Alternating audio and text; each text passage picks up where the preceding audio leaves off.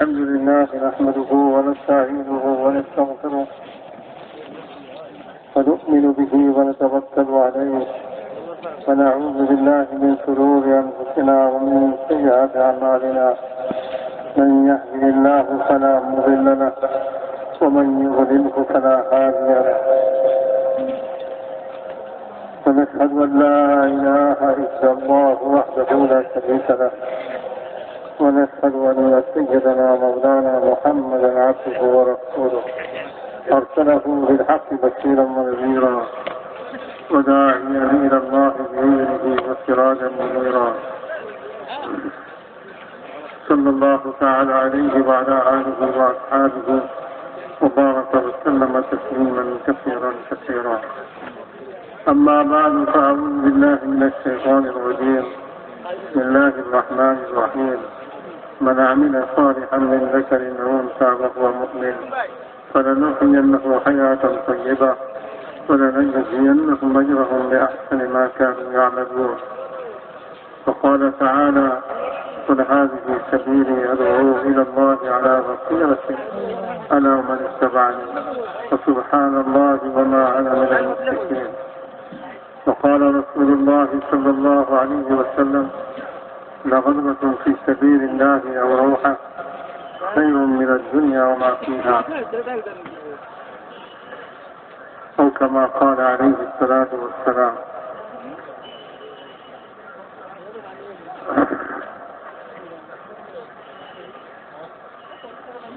محترم دوستان بزرگوں، تعظیم الشان মেহনতের নিসবতে আমরা এখানে একত্রিত হয়েছি। আলহামদুলিল্লাহ, আল্লাহ তাআলা আমাদেরকে এই মেহনতে লাগবার তৌফিক দিয়ে দিচ্ছেন। বহু লোককে এখনো লাগবার তৌফিক দেন নাই। আমাদেরকে তাদের আগে এই মেহনতের মধ্যে লাগাইছেন, সেই জন্য আল্লাহ তাআলা শুকরিয়া আদায় করি।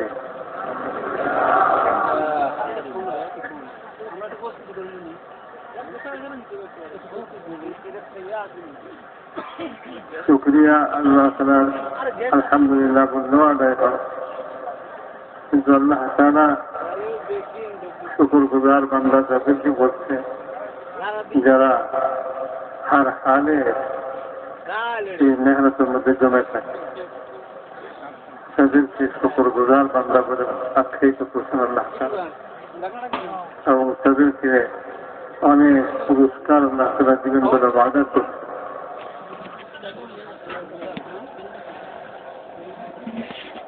উহুদের ময়দানে সাহাবায়ে কেরাম আহত হয়েছেন। এরপরে আবার হুকুম হচ্ছে, যারা আহত হয়েছে তারাই সামনের দিকে দুশমনের ধাওয়া করার জন্য যাবে, মোকাবিলার জন্য যাবে। তো সাহাবায়ে কেরাম সবাই আহত অবস্থায় তৈরি হয়ে গেছে। দেখি আল্লাহ তাআলা কোরআনের পাকের মধ্যে উল্লেখ করে বলছেন, এই সমস্ত শুকর গুজার বান্দা যাদের উপরে এই অবস্থা পরিস্থিতি চলার মতো না, তারপরেও তারা অগ্রসর হইতেছে, এদেরকে শুকর গুজার বান্দা বলছেন। এবং আল্লাহ তাআলা বলছেন, অতি সত্য তাদেরকে আমি উত্তম বদলা দিব। এজনের জন্য ভাই এই মেহনত হক, সমস্ত নবী পয়গম্বররা এই মেহনতকে নিয়ে আসছে। যেদিন থেকে মানুষ দুনিয়াতে আসছে সেদিন থেকে নবীদের সিলসিলা চলছে, এবং আস্তে আস্তে আমাদের নবী জনাব রাসূলুল্লাহ সাল্লাল্লাহু আলাইহি ওয়াসাল্লাম পর্যন্ত নবুয়তের সিলসিলাকে আল্লাহ তাআলা খতম করে দিচ্ছেন। কিয়ামত পর্যন্ত আর কোন নবী আসবে না। হুজুর বলছেন, লা নবিয়্যা বা'দি, আমার পরে কোন নবী নেই। ওয়ালা উম্মাতা বা'দাকুম, তোমাদের পরে আর কোন নতুন উম্মত সৃষ্টি হবে না। তো আখিরি নবীর আখিরি উম্মত কিয়ামত পর্যন্ত চলবে। হুজুর আকরাম সাল্লাল্লাহু আলাইহি ওয়াসাল্লাম 23 বছরের জিন্দেগি নবুয়তে মেহনত করে এক মজমুয়া তৈরি করেছিলেন সাহাবাদেরকে। সাহাবাদের পরে তাবেঈন, তারপরে তাবেঈন, উলামায়ে কেরাম, আইম্মায়ে মুজতাহিদিন, আউলিয়ায়ে কেরাম উম্মতের हर जमाना से मेहनत से করে আসছে তাদের এই মেহনতের ফসল হিসাবে আল্লাহ তাআলা আমাদেরকে ঈমান ইসলাম নসিব করছে। এই মেহনত চালু না থাকতো নবীর আমাদের নবীর পরে, তো অন্যান্য নবীদের উম্মতের যে অবস্থায় ছিল আমাদেরও সেই অবস্থায় হয়েছে। অন্যান্য নবীদের জমানায় নবীরা যখন দুনিয়া থেকে চলে গেছেন তো দাওয়াতের মেহনত করনেওয়ালা, তবলিগের মেহনত করনেওয়ালা কেউ ছিল না। নবীর মেহনতে যে ঈমান জিন্দা হচ্ছিল, দিলের মধ্যে বসছিল, যে আল্লাহ পাকের ইতাআত এবং আল্লাহ তাআলার হুকুম মানার দিন মোতাবেক জিন্দেগি যাপনের যে সিলসিলা চালু হয়েছিল, দাওয়াতের না থাকার কারণে আস্তে আস্তে ঈমান মানুষের বিগড়ে গেল, ঈমান নষ্ট হয়ে গেল, আমলও নষ্ট হয়ে গেল, আল্লাহ তাআলার ইতাআত মানুষ ছেড়ে দিল। এটাই নিয়ম দুনিয়ার নিয়ম এটাই, যেটার মেহনত চালু থাকে সেটা দুনিয়াতে চালু থাকে। যে জিনিসের মেহনত বন্ধ হয়ে যায় সেই জিনিস দুনিয়াতে অচল হয়ে যায়। কোন কোম্পানি ফ্যাক্টরিতে মাল তৈরি করে সে তার প্রচার করে, যতদিন প্রচার করে ততদিন তার মাল বাজারে চালু থাকে। যখন তার প্রচার বন্ধ হয়ে যায় তো ওই মাল অচল হয়ে যায়। তো দিন এরকমই, ঈমান দিন এটা যতদিন মেহনত করতে থাকবে ততদিন দিন ঈমান দুনিয়াতে চালু থাকবে। মানুষের ধীরে ধীরে ঈমান চাঙ্গা হতে থাকবে, তরু তাজা হতে থাকবে। দাওয়াতের তবলিগের মেহনত নবীরা করেছেন কুফরের ময়দান, সেখানে কুফর খতম হইয়া ঈমান জিন্দা হয়েছে। এই উম্মত যদি দাওয়াতের মেহনত ঈমানদারদের মধ্যেই করতে থাকে তো ঈমানদারদের ঈমানের মধ্যে আরো শক্তি পয়দা হবে।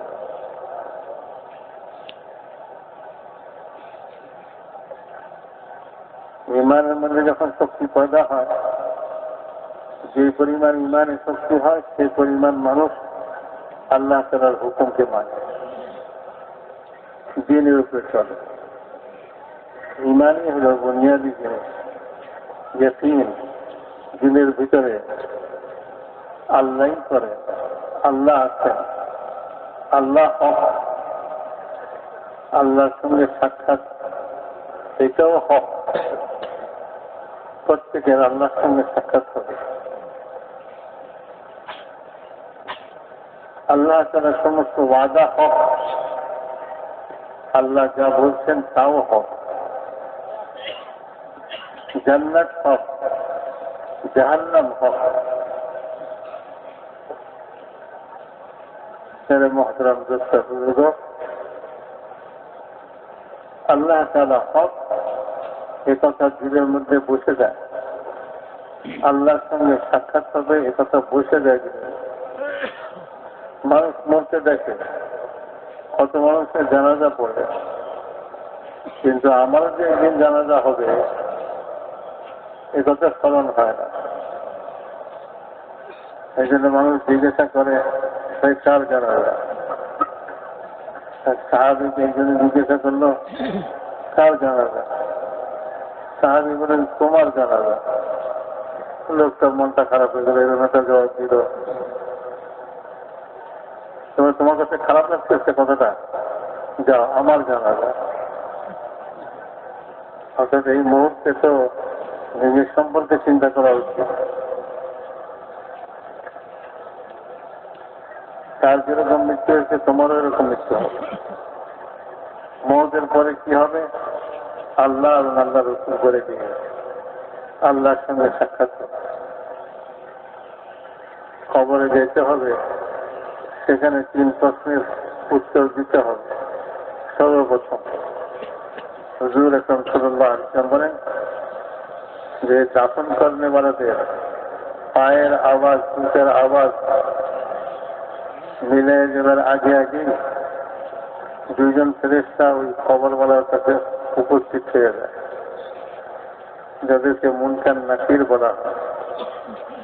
অত্যন্ত বিভৎস চেহারা, ভয়ানক চেহারা। ওই চেহারা দেখাই মুর্দার আযাবের জন্য যথেষ্ট। তারা বজ্রকণ্ঠে জিজ্ঞাসা করবে, মার রব্বুকা, কে তোমার রব?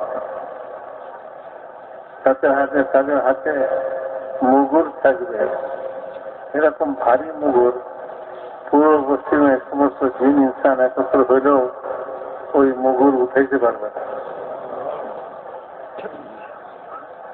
তো প্রথম প্রশ্ন এটাই হবে, মার রব্বুকা, তোমার রব কে? এই জমিনের উপরে কাকে রব স্বীকার করে আসে? যে সর্বমুহূর্তে জীবনের সর্বক্ষেত্রে আল্লাহকে রব স্বীকার করে।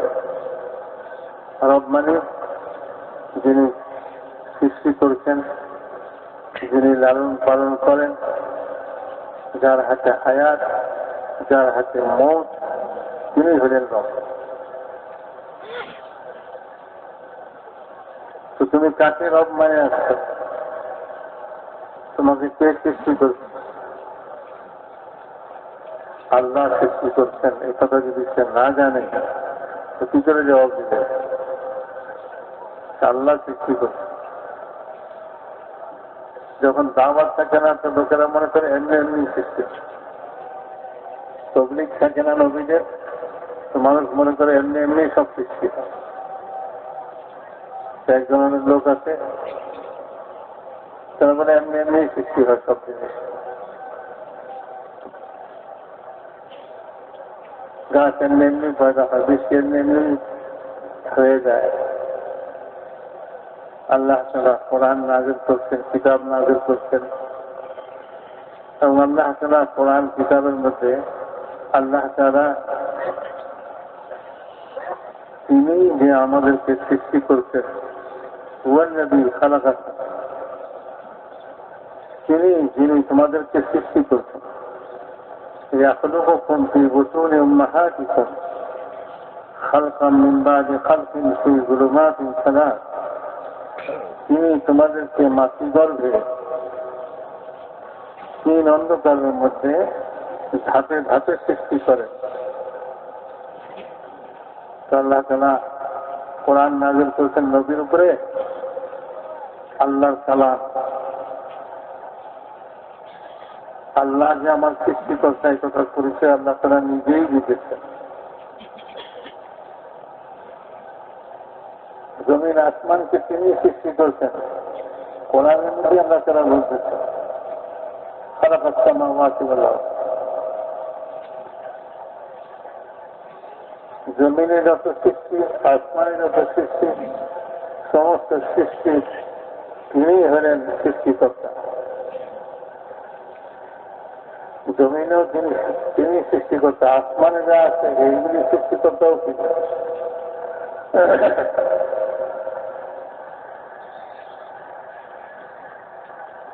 সব আল্লাহ তাআলা নিজের পরিচয় দিয়েছেন।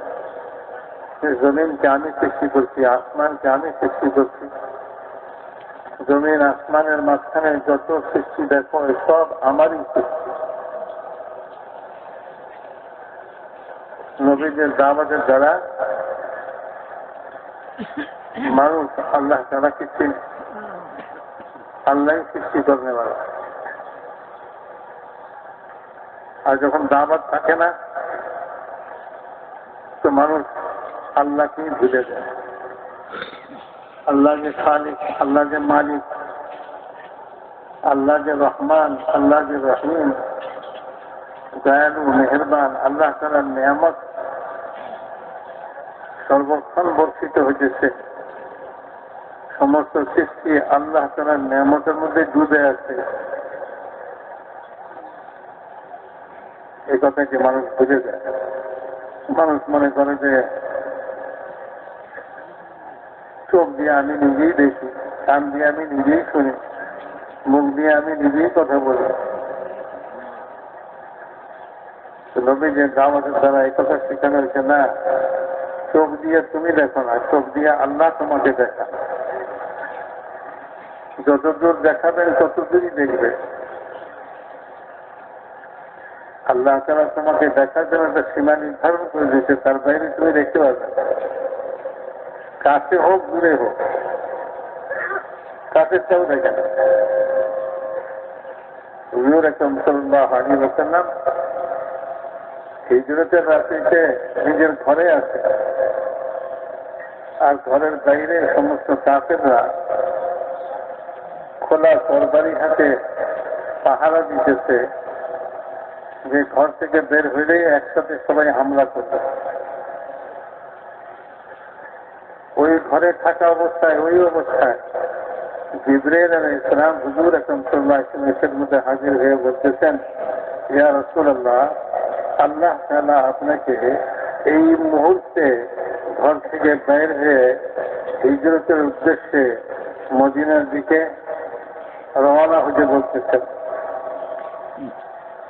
আচ্ছা, এরকম মুহূর্তে চারিদিকে সব দুশমন ঘেরাও করে আছে, ঘর থেকে এই মুহূর্তে বাইরে কি অবস্থা হবে?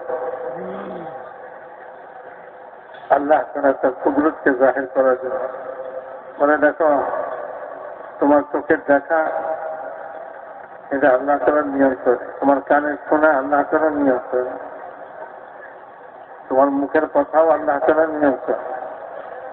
প্রত্যেক মখলুকের চুলের খুঁটি আল্লাহ তাআলার হাতে ধরা, যেদিকে ঘুরাইবে সেদিকে ঘুরবে। আল্লাহ তাআলা তার কুদরতকে জাহির করার জন্য যে কুদরতের দাওয়াত একজন নবী দিতেছেন। আল্লাহ ভারী কুদরতওয়ালা, আপন কুদরতের দ্বারা আসমান সৃষ্টি করছে, জমিন সৃষ্টি করছে, চাঁদ সূর্য সৃষ্টি করছে। তো তাদের বিশ্বাস হয় না, তারা বলে যে আপনার আল্লাহ যদি এতই কুদরতওয়ালা হয় তা আপনার আল্লাহকে বলেন চাঁদকে দুই টুকরা করে দেখায় দেয়। তো আল্লাহ তাআলা হুজুর আকরাম সাল্লাল্লাহু আলাইহি ওয়াসাল্লামকে বললেন যে আপনি আপনার আঙ্গুল দ্বারা ইশারা করেন, আমি চাঁদকে দ্বিখণ্ডিত করে দেখাই দেব।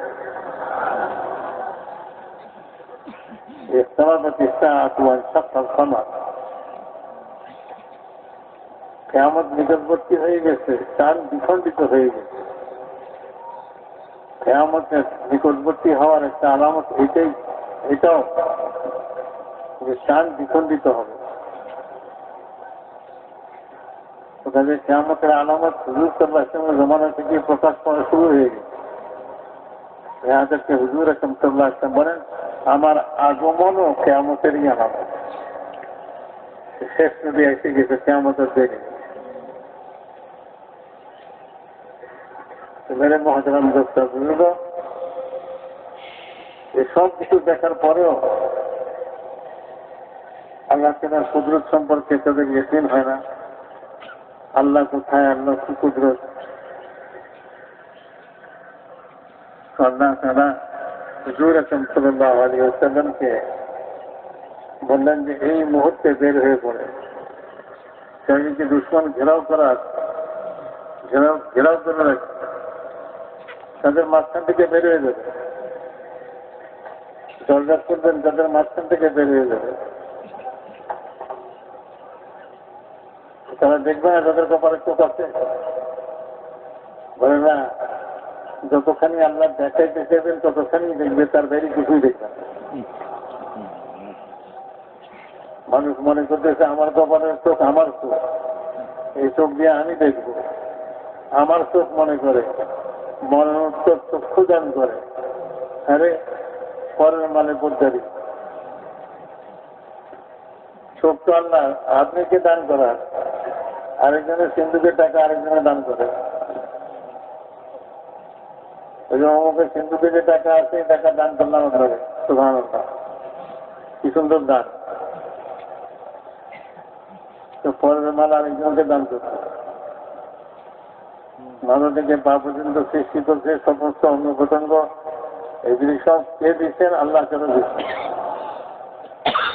এগুলি সব আল্লাহ তাআলার দেওয়া আমানত আমার কাছে। এগুলিকে হেফাজত করা, রক্ষণাবেক্ষণা করা, এগুলি আমার দায়িত্ব। আল্লাহ তাআলা আমার দায়িত্ব দিচ্ছেন, তোমার কাছে আমানত রাখলাম। আপনি কারো কাছে যদি 1000 টাকা আমানত রাখেন, তার দায়িত্ব এই 1000 টাকাকে সে হেফাজত করছে। এরকম না যে সে যেখানে সেখানে ফেলে রাখলো, যে সে লয়ে গেল। আর যে আমানত রাখছে সে এসে পরে যখন চাইল, সে বলে যে এখানেই তো রাখছিলাম, কে নিয়ে গেছে আমি বুঝতে পারি না। আরে আপনার কাছে আমানত রাখছি, আপনি এটা হেফাজত করবেন না? মেরে মহতরম দোস্ত বুঝব, মাঝে থেকে বাবুদের শরীর সব আল্লাহ তাআলার দেওয়া আমার, আল্লাহর সৃষ্টি। আল্লাহ আমাকে কিছুদিন এটাকে ভোগ করার অনুমতি দিতেন, আমি এটাকে কিছুদিন ভোগ করতেছি। চোখ দিয়ে দেখতেছি, কান দিয়ে শুনতেছি, মুখে কথা বলতেছি, হাত পায়ে ব্যবহার করতেছি, দিমাগ ব্যবহার করতেছি, পুরো শরীরকে আমি ব্যবহার করতেছি। কিছুদিন পর আল্লাহ তাআলা আবার তার আমানত ছিনিয়ে নিয়ে যাবেন। এই জন্যই হুজুর আকরাম সাল্লাল্লাহু আলাইহি ওয়াসাল্লামের নাতি মৃত্যুসজ্জা, মেয়ে খবর দিতেন, ইয়া রাসূলুল্লাহ জলদি আসেন, আমার ছেলে মৃত্যুসজ্জা। হুজুর আকরাম সাল্লাল্লাহু আলাইহি ওয়াসাল্লাম কাজে ব্যস্ত ছিলেন। তিনি বললেন, তাকে বলো লিল্লাহি মা আতা ওয়া লাহু মা আখাযা ওয়াল তাসবিরি ওয়াল তাহতাসিবি। আল্লাহ যা কিছু দান করেন আল্লাহই করেন। আল্লাহর দান আল্লাহ যখন ইচ্ছা ফিরায় নেন। তোমার যে একটুখানি এটার সঙ্গে মহব্বত পয়দা হয়ে গেছে, সেই জন্য তুমি সবর করো, এবং এটাতে যে তোমার কষ্ট হয়ে গেছে এটার জন্য আল্লাহ তাআলা তোমাকে আলাদা পুরস্কার দিবেন, সে পুরস্কারের আশা করো। এখানে পুরস্কার দেওয়ার কি আছে? একজনের আমানত রাখছে, সে তারা আমানতকে ফেরত নিয়ে গেছে, আমি বসে বসে বেচারা কাম করছে। হ্যাঁ হ্যাঁ, এত করে টাকা আমার কাছে দিন ছিল, নিয়ে গেল। আর যে দেখবে সে বলবো কান্দেন কেন? যার জিনিস সেই তো নিচ্ছে, আপনার কান্দার কি হচ্ছে? পরে না, একদিন আমার কাছে ছিল, এটার সঙ্গে প্রত্যেকদিন ফিরে ফিরে দেখছি, ফিরে ফিরে বলছি, একটু মহব্বত লাগছে, এই জন্য দুঃখ হয়েছে। তো ওই দুঃখের জন্য কি যে আমানত রাখছে সে কিছু পয়সা টয়সা দিবে নাকি? এবার মানে দুঃখ লাগলে দুঃখ লাগুক, আপনারা এটার সঙ্গে মহব্বত লাগাইছেন কেন? এটা তো আমারই মাল ছিল। কিন্তু আল্লাহ তাআলা বড় করিম, বড় রহিম, বড় মেহেরবান, বড় দানশীল। উনি বলেন যে আমার জিনিস তোমার কাছে রাখছি, আমি নিয়ে গেলাম, তোমার যে একটু দিল লাগছিল সেটা তুমি একটু ধৈর্য ধারণ করো, আর তুমি আমার কাছ থেকে সওয়াবের আশা করো। তোমার যে কষ্ট হয়ে গেছে এটার বিনিময়েও আমি তোমাকে আজকে সওয়াব দেব। এই জন্য কারো ছোট বাচ্চা যখন ইন্তেকাল করে ফেরেশতারা নিয়ে যান, তো আল্লাহ তাআলা বলেন আমার বান্দা বান্দির কলিজার টুকরাকে নিয়ে আসছো। হ্যাঁ, আপনার বান্দা বান্দির কলিজার টুকরাকে নিয়ে আসছে। বলে তারা কি বলছে? বলে তারা আমরা আপনার প্রশংসা করছে। বলে ঠিক আছে, জান্নাতে তাদের জন্য একটা মহল তৈরি করো, যে মহলের নাম হবে বাইতুল হামদ। তারা যখন জান্নাতে যাবে ওই মহলে থাকবে, একটা মহল তৈরি করো। মেরে মহতরম দোস্ত বুঝব, সবই আল্লাহ, চোখও আল্লাহ, মুখও আল্লাহ, কানও আল্লাহ। ব্যবহার করার জন্য আমাদেরকে কিছু কাজের জন্য আল্লাহ তাআলা এগুলি দান করছেন। আমানত স্বরূপ এগুলিকে ব্যবহার করো। এটা ব্যবহার করার জন্য আবার তরিকা শিখিয়ে দিচ্ছেন, নবী পাঠাইছেন, শরীয়ত পাঠাইছেন, দ্বীন পাঠাইছেন, আল্লাহ তাআলা তার হুকুম পাঠাইছেন। এইভাবে ব্যবহার করো, যেমন খুশি তেমন ভাবে ব্যবহার করো না। তো মেরে মহতরম দোস্ত বুঝব, যে সমস্ত অঙ্গ প্রত্যঙ্গ দিচ্ছেন সেগুলিও একটা সীমা পর্যন্ত মানুষ এদিকে ব্যবহার করতে পারে, এর বাইরে করতে হবে। চোখ আছে বলে সবকিছু দেখবে এমন কথা না। হুজুর আকরাম সাল্লাল্লাহু আলাইহি ওয়াসাল্লামকে বলেন এই মুহূর্তে বাইরে পড়ে। রাসূল পাক সাল্লাল্লাহু আলাইহি ওয়াসাল্লাম ওই মুহূর্তে ঘর থেকে বাইরে এলেন এবং তাদের মাঝখান দিয়ে তিনি চলে গেলেন। তারা কেউ দেখল না। সকাল পর্যন্ত তারা অপেক্ষায় থাকলো। হুজুর সাল্লাল্লাহু আলাইহি ওয়াসাল্লাম হযরত আবু বকরের ঘরে গেলেন। হযরত আবু বকরকে সঙ্গে নিয়ে রওনা হয়ে গেলেন। ঘরে শহরে গিয়ে আশ্রয় নিলেন। সকালবেলায় ইবলিস আসছে, ইবলিস শয়তান। বলে তোমরা এখানে কি করো? তো আমরা এই ঘরের দরজা খোলার অপেক্ষায় আছি। এই ঘরে যে লোকটা আছে এই লোকটার উপর আমরা হামলা করবো। বলে উনি তো বহু আগেই বাইরে চলে গেছেন তোমাদের মাঝখান দিয়া। বলে কি তাড়াতাড়ি দরজা খুঁজে বাইরে ভিতরে হবে আলী রাদিয়াল্লাহু তাআলা শুয়ে আসছে। হুজুর আকরাম সাল্লাল্লাহু আলাইহি ওয়াসাল্লাম। তো মেরা মহতরম দোস্ত করতে পারি, পুরস্কার ঘোষণা করছে। বলে 100 উট দেওয়া হবে যে মোহাম্মদ সাল্লাল্লাহু আলাইহি ওয়াসাল্লামকে জীবিত অথবা মৃত ধরে আনতে পারবে। চারিদিকে খোঁজ করলে বলা খুঁজতে পারি। রাসূলুল্লাহ সাল্লাল্লাহু আলাইহি ওয়াসাল্লাম গাড়ির শহরের মধ্যে হযরত আবু বকর সহকারে আছে। খুঁজতে খুঁজতে খুঁজিরা ওইখানে পৌঁছে। আল্লাহ তাআলা গুহার মুখে মাকড়সার জাল বোনায় দিচ্ছে, কবুতরের ডিম পাড়াই দিচ্ছে। ওখানে পয়সা মাকড়সার জাল দেখা তারা বলতেছে এই গুহাতে কেউ নাই, থাকলে তো জাল ছেড়ে যেত। জাল তো ছেড়ে নাই, এই গুহাতে কেউ থাকতে পারে না। অথচ ভিতরে হযরত আবু বকর বলতেছেন ইয়া রাসূলুল্লাহ আমি তো পাও দেখতে পাচ্ছি, একটু ঢুকলেই সে আমাদেরকে দেখে ফেলবে। আল্লাহ তাআলা তার নবীকে হেফাজত করতেছেন। কি দিয়ে হেফাজত করে? লোহার গ্রিল দিয়া নয়, কোন পাথর দিয়া নয়, কোন দেওয়াল দিয়া নয়, কোন ফেরেশতা দিয়া নয়।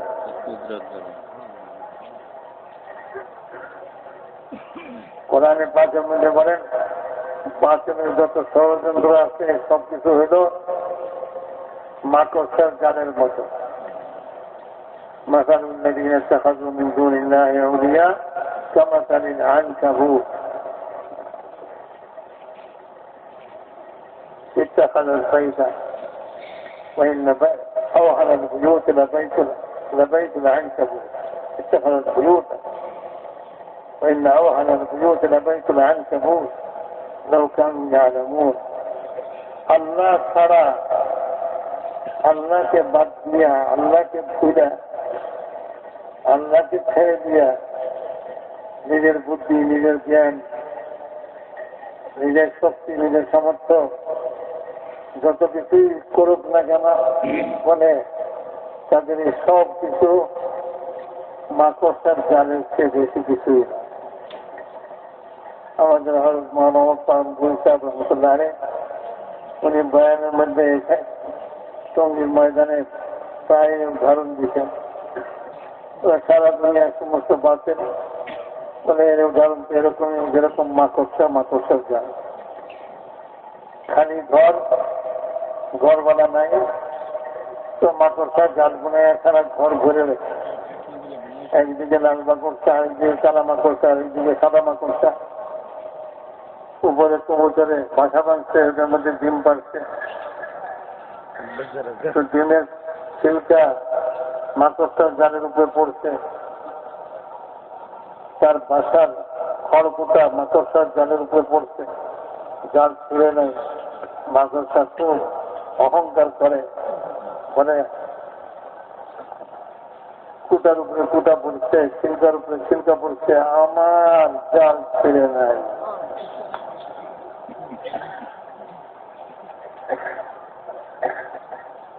তারা আবার পরামর্শ করে, সব এক জায়গায় একত্র হয়। এদিক থেকে লাল মাকড়সা, ওদিক থেকে সাদা মাকড়সা, ওদিক থেকে কালো মাকড়সা। বিভিন্ন রকমের প্ল্যান প্রোগ্রাম সারা দুনিয়াটাকে কি করে কবজা করা যায়। মেরে মহতরম দোস্তা বুজুর্গ বলেন যে কিছুদিন পর ফরমানা আসছে, ঘরওয়ালা এসে দেখে ঘরেতে সব মাকড়সার জাল দিয়ে ভরে ফেলেছে। তো সে কি বোমা আনতে দেবে না কোনো পিস্তল আনতে দেবে না কোনো মেশিন গান আনতে দেবে, কিছুই না। একটা ঝাড়ু দিয়ে ঘর ঝাড়ু দেয়, ঘর ঝাড়ু ঝাড়ু একটা ঝাড়ু দিয়ে ঝাড়ু দিয়ে যখন এদিকে বাড়ি দিচ্ছে ওদিকে বাড়ি দিচ্ছে সব শেষ। লাল মাকড়সাও শেষ, কালা মাকড়সাও শেষ, সাদা মাকড়সাও শেষ, তাদের যত দাম গুলা ছিল সব শেষ। উনি বলতেন খোদার এক আজাদের ঝাড়ু ফেরাউনের সমস্ত জালকে খতম করে দিচ্ছে। খোদার এক আজাদের ঝাড়ু নমরুদের জালকে সাফ করে দিচ্ছে, আর খোদার এক ঝাড়ু কারুনের জালকে সাফ করে দিচ্ছে। ওই খোদা শুরু থেকে আজল থেকে নিজ কুদরতের সঙ্গে আছেন, সর্বদা আপন কুদরতের সঙ্গে যেমন পূর্বে ছিলেন তেমনই আছেন। নমরুদের জমানায় যে শক্তি খোদা, যে কুদরত খোদা ছিল, ফিরআউনের জমানায় যে কুদরত ছিল, কারুনের জমানায় যে কুদরত ছিল, প্রত্যেক নবীর জমানায় আল্লাহ তাআলা আপন আপন কুদরতকে জাহির করছেন। ওই কুদরতের সঙ্গে মুহাম্মদ সাল্লাল্লাহু আলাইহি ওয়াসাল্লামের সঙ্গে ছিলেন। কিয়ামত পর্যন্ত আল্লাহ তাআলা এই কুদরতের সঙ্গে থাকবেন। কিয়ামতের পরবর্তী অনন্তকাল আল্লাহ তাআলা আপন কুদরতের সঙ্গে যেমন ছিলেন তেমনই থাকবেন।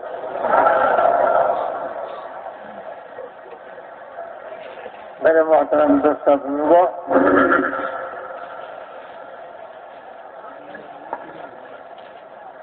বাতিলের জাল এইভাবে ছিন্ন করেন আল্লাহ তাআলা যখন হক ওয়ালারা হকের মেহনত করে। হক ওয়ালারা হকের মেহনত করে। সব নবীরা হক নিয়ে আসছেন, দ্বীন নিয়ে আসছেন, হকের কালেমা নিয়ে আসছেন, লা ইলাহা ইল্লাল্লাহ। যখন এই কালেমার আওয়াজ লাগাইছেন, দাওয়াত করাইছেন, নূহ আলাইহিস সালাতু ওয়াস সালাম ৯৫০ বছর পর্যন্ত দাওয়াত লাগাইছেন। আল্লাহ তাআলা আযাবের ঝাল টের করতে বলে, হে নবী, ৯৫০ বছর পর্যন্ত তাদেরকে সুযোগ দিলাম, আর তাদেরকে বুঝিয়ে দেন আপনি। যারা আসছে আসছে, যারা আসে নাই তারা আর আসবার নয়। কাজে আপনি নৌকা তৈরি করেন, আমি আযাবের ঝাড়ু চালাইব। নূহ আলাইহিস সালাম নৌকা তৈরি করলেন। আল্লাহ তাআলার আযাব শুরু হয়ে গেল। আসমান থেকে পানি, জমিনের ভিতর থেকে পানি, চুলার ভিতর থেকে পানি, পানিতে একাকার হয়ে গেল। এক একটা ঢেউ ওই পানিতে পাহাড় সমতুল্য উঠতে থাকলো।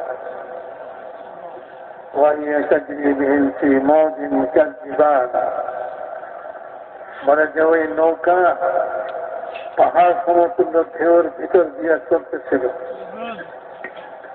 যে পানিতে পাহাড় সমতুল্য ঢেউ উঠে, সেই পানি কতখানি পানি হবে বলে? ওই পানিতে বাঁচানোর কি উপায় আছে? নূহ আলাইহিস সালাম তার ছেলেকে বলছিলেন এই কথা, যে হককে কবুল করে নাই। তাকে বলছিলেন, বাবা হককে কবুল কর, আমার নৌকা এসে বেঁচে যাবি।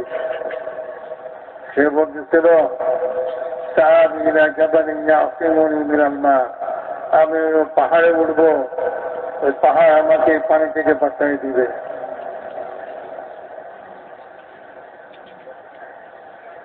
मेरे मोहतरम रसूल अलैहिस्सलाम जवाब দিয়েছেন লা আসিমাল ইয়াওমা মিন আমরিল্লাহি ইল্লা মান রাহিম। আল্লাহ যাকে বাঁচাবেন আর সে ছাড়া এই পানি থেকে কেউ বাঁচতে পারবে না, কোনো পাহাড় বাঁচাতে পারবে না। ঢেউ উঠলো আর এই ঢেউ ছেলেকে ভাসায় নিয়ে গেল, সব খতম করে দিল। নৌকা জমিনে নামলো, যারা এই নৌকার ভিতরে ছিলেন তারা বের হলেন, সব ইমানদার, সব দিনদার, সব হকওয়ালা, হকের উপরে চলনেওয়ালা।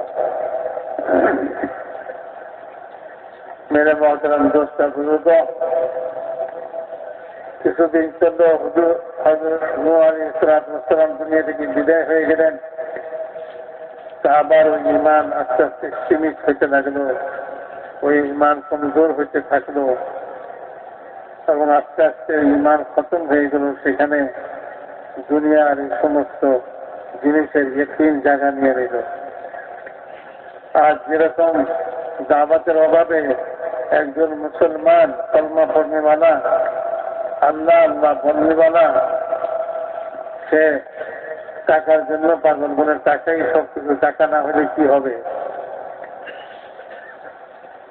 আজ সে চাকরির জন্য পাগল বলে, একটা চাকরি না হলে কিভাবে চলবো।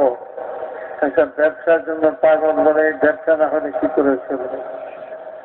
সেটার চাকরির জন্য, সেটার ব্যবসার জন্য, সেটার টাকার জন্য, সেটার জমিনের জন্য, সেটার রাজত্বের জন্য আল্লাহকে ভুলে গেছে, আল্লাহ তাআলার হুকুমকে ছেড়ে দিবে। আল্লাহও কিছু করে, আল্লাহকে ভুলে গেছে। অথচ আল্লাহ তাআলা বলেন ওয়াকিয়ান কুতিকুম আফালা তুবসিরুন, যদি তুমি তোমার মাথা থেকে পা পর্যন্ত তুমি একটু লক্ষ্য করো, তাইলে তুমি আমার পরিচয় লাভ করতে পারো যে আমি কিরকম অসীম কুদরতওয়ালা। আমি তোমাকে সৃষ্টি করছি, তুমি তোমার সৃষ্টির মধ্যে একটু চিন্তা করো, তাইলেই তুমি আমাকে চিনতে পারো যে আমি কিরকম অসীম কুদরতের অধিকারী।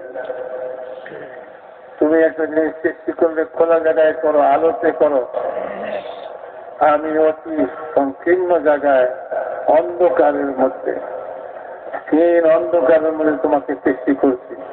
তোমার নাক ঠিক মতন লাগাইছি, তোমার চোখ ঠিক জায়গায় লাগছে, তোমার কান ঠিক মতন দিচ্ছি, তোমার শরীরের ভিতরে প্রত্যেকটা রগরেখা আমি যেটা যেখানে সেটা সেখানে লাগায়া মাতৃ গর্ভের মধ্যে ছোট্ট জায়গায় অন্ধকারের মধ্যে তোমাকে সৃষ্টি করে দুনিয়াতে আনছি। मेरे मोहतरम दोस्त মিসাল দিতেন, বলেন যে আল্লাহ তাআলা কিভাবে সৃষ্টি করছেন আমাকে। বলে আমি তো সারা দুনিয়াতে ছয় ফিটাই ছিলাম, আমি সূর্যের আলোর মধ্যে ছিলাম, আমি চাঁদের কিরণের মধ্যে ছিলাম, বাতাসের ঢেউর মধ্যে ছিলাম, আমি পানির ফোঁটার মধ্যে ছিলাম, আমি জমিনের উর্বরা শক্তির ভিতরে ছিলাম, সারা দুনিয়াতে ছড়ায় ছিটায় ছিলাম। আল্লাহ তাআলা সবগুলাকে খাদ্যের মধ্যে জমা করলেন, একটা দানার মধ্যে জমা করলেন। আমাকে ওই দানার মধ্যে জমা করছে, ওই দানা মা বাপ খাইছে, খাওয়ার পরে মা বাপের ভিতরে আল্লাহ তাআলা নাপাক পানির কাতরা হিসাবে একত্রিত করছেন, দুজনকে মিলে একত্র করছেন, মাতৃ গর্ভের মধ্যে একত্র করে এক ফোঁটা পানির মধ্যে আমার এই ছবি, সুন্দর ছবিটাকে। দুনিয়াতে কোন নকশা, কোন আর্টিস্ট পানির উপরে কোনো কিছুই করতে পারে না। ভাই, এই পানির মধ্যে একটা বাঘ বানায় দেন, সিংহ ছবি এঁকে দেন, একটা মানুষের ছবি এঁকে দেন, ওই পানির মধ্যে কি করে মানুষের ছবি আছে। আল্লাহ এরকম কুদরতওয়ালা, এক কাতরা পানির মধ্যে এই মাথা থেকে পা পর্যন্ত আজ এত সুন্দর মায়াময় চেহারা, বলে যে মায়াময় চেহারা নিয়ে মায়ের গর্ভ থেকে দুনিয়াতে আসছিল, যে দেখতে সে চুমা দিছে, যে দেখছে সে আদর করে কোলে নিছে, যে দেখছে সে মায়া করছে। বলে এই মায়াময় শরীরটা, চেহারাটা আল্লাহ তাআলা কোথায় সৃষ্টি করেছেন? এক গান্দা জায়গার মধ্যে সৃষ্টি করছেন। আমি এরকম কুদরতওয়ালা, তুমি যদি তোমার মধ্যে চিন্তা করো আমাকে দেখতে পারো, আমাকে চিনতে পারো। এই জন্য বলেন কিয়ামতের দিন কোন নবীর দাওয়াত যদি কেউ নাও পেয়ে থাকে, আল্লাহ তাআলার ওয়াহদানিয়তের, আল্লাহ তাআলা যে সৃষ্টিকর্তা, এই কথার প্রশ্ন কিয়ামতের দিন আল্লাহ তাআলা করবেন যে আমাকে চিনে আসছো কিনা, আমাকে বুঝে আসছো কিনা। এ কথা বললে চলবে না যে আমার কাছে কোনো নবীর দাওয়াত পৌঁছে নেই, আমি কি করে চিনবো? আমি তো জন্মের পর থেকে পাহাড় দেখছি, নদী দেখছি, সমুদ্র দেখছি, জমিদের গাছ লতা পাতা দেখছি, আমি তো আর কিছুই পাই নাই, আমি তো জানি না। এই ওজোর চলবে না, বলে চিনতে হবে খোদাকে। নদী না আসলেও খোদাকে চিনতে হবে, আল্লাহকে চিনতে হবে, তোমার সৃষ্টিকর্তাকে চিনতে হবে, তুমি চিনতে পারো। أفلا ينظرون إلى الإبل كيف خلقت وإلى السماء كيف رفعت وإلى الجبال كيف نصبت وإلى الأرض كيف سطحت। বলে একজন আরবের বেদুইন সে উটের পিঠে সফর করতেছে, সে কি দেখে না যে সে যে উটের পিঠে সফর করতেছে, উট কিভাবে সৃষ্টি হলো? উটকে দেখে হচ্ছে সে তার সৃষ্টিকর্তাকে চিনতে পারে।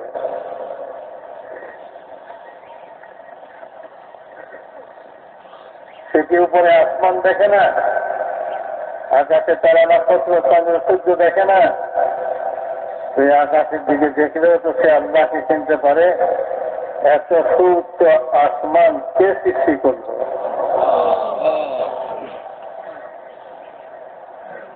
দেখে না বলে কিছু লোক বোকা, বলে আসমান নাই, যেহেতু আমি দেখি না। দেখে না অনেক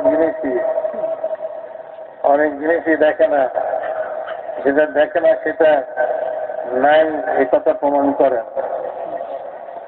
একজন স্কুলের মাস্টার সে বলে আল্লাহকে দেখা যায় না, যে জিনিস দেখা যায় না সে জিনিস মানা যায়। ছাত্রদেরকে শিক্ষা দিতেছে, যা দেখা যায় না তা মানা যায় না, নিয়ম উত্তর।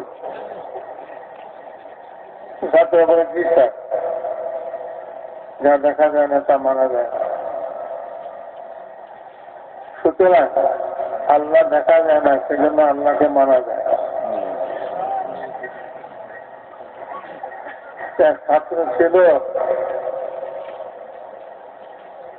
খুব বুদ্ধিমান, সে খাওয়ায় বলে স্যার আপনি যে নিয়মটা বাঁচাইলেন, এটা যা দেখা যায় না তা মানা যায় না, সেটা কি আপনি আপনার আকল বুদ্ধি দিয়ে নিয়মটা বাঁচাই দিচ্ছেন না? এমনি মানা কেন? জ্ঞান বুদ্ধি দিয়েই বলেছি, আকল বুদ্ধি দিয়েই বলেছি। সে বলে স্যার আপনার আকলটা একটু দেখিয়ে দেন তো।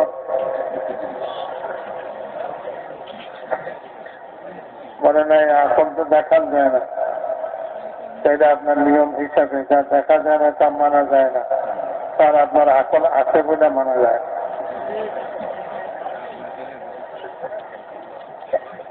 আপনি একজন ব্যাকরণ লোক,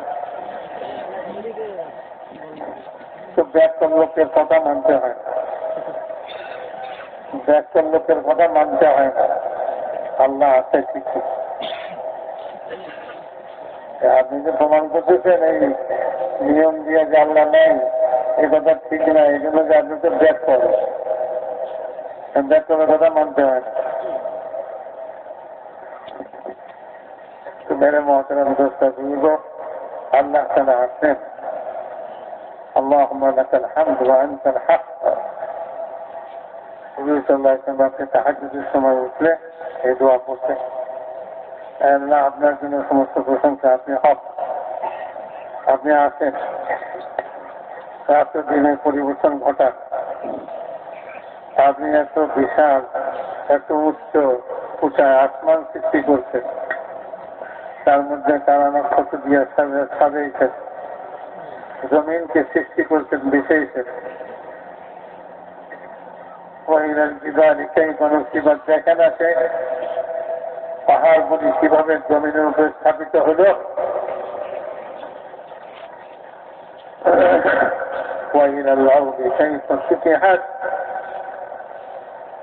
জমিন কিভাবে বিস্তীর্ণ করা হলো, বিছানো হইল, জমিনের উপরে ঘাস লতা পাতা সৃষ্টি করে দিয়া জমিনকে বিছানা বানিয়ে দেওয়া হয়। যার বিছানা নাই সে ঘাসের উপরে শুয়ে থাকুক, জমিনের উপরে শুয়ে থাকুক। জমিন কেন শক্ত বানানো হয়েছে যে পিছলাই পড়ে যায়, আমরা জমিনকে এত নরম বানানো হয়েছে যে জমিনের ভিতরে ডুবে যায়।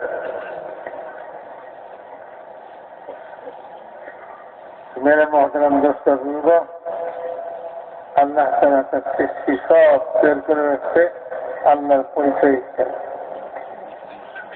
আল্লাহকে চেন, আল্লাহ আছেন।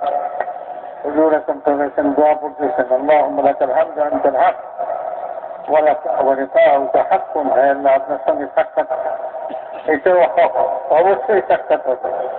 মিনহা খালাকনাকুম ওয়া ফিহা নুঈদুকুম ওয়া মিনহা নুখরিজুকুম তারাতান উখরা। এই জমিন থেকে তোমাকে সৃষ্টি করছি, আবার তোমাকে এই জমিনে পুঁতবো, আবার তুমি এই জমিনের ভিতর থেকে তোমাকে বাহির করবো।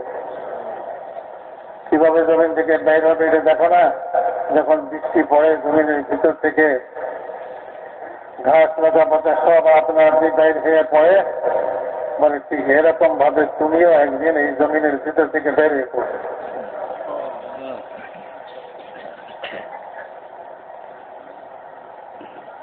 وأخرجت الأرض أثقالها وقال الإنسان ما لها। জমিন তার ভিতরের বোঝাকে বের করে দিবে।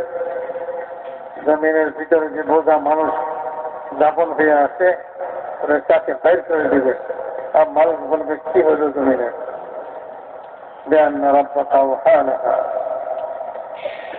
আল্লাহ তারা জমিনকে হুকুম দিয়েছেন, সেজন্য জমিন তার ভিতরের দাপনকৃত সমস্ত মখলুককে বাইরে ফেলাই, বাইরে উঠাই।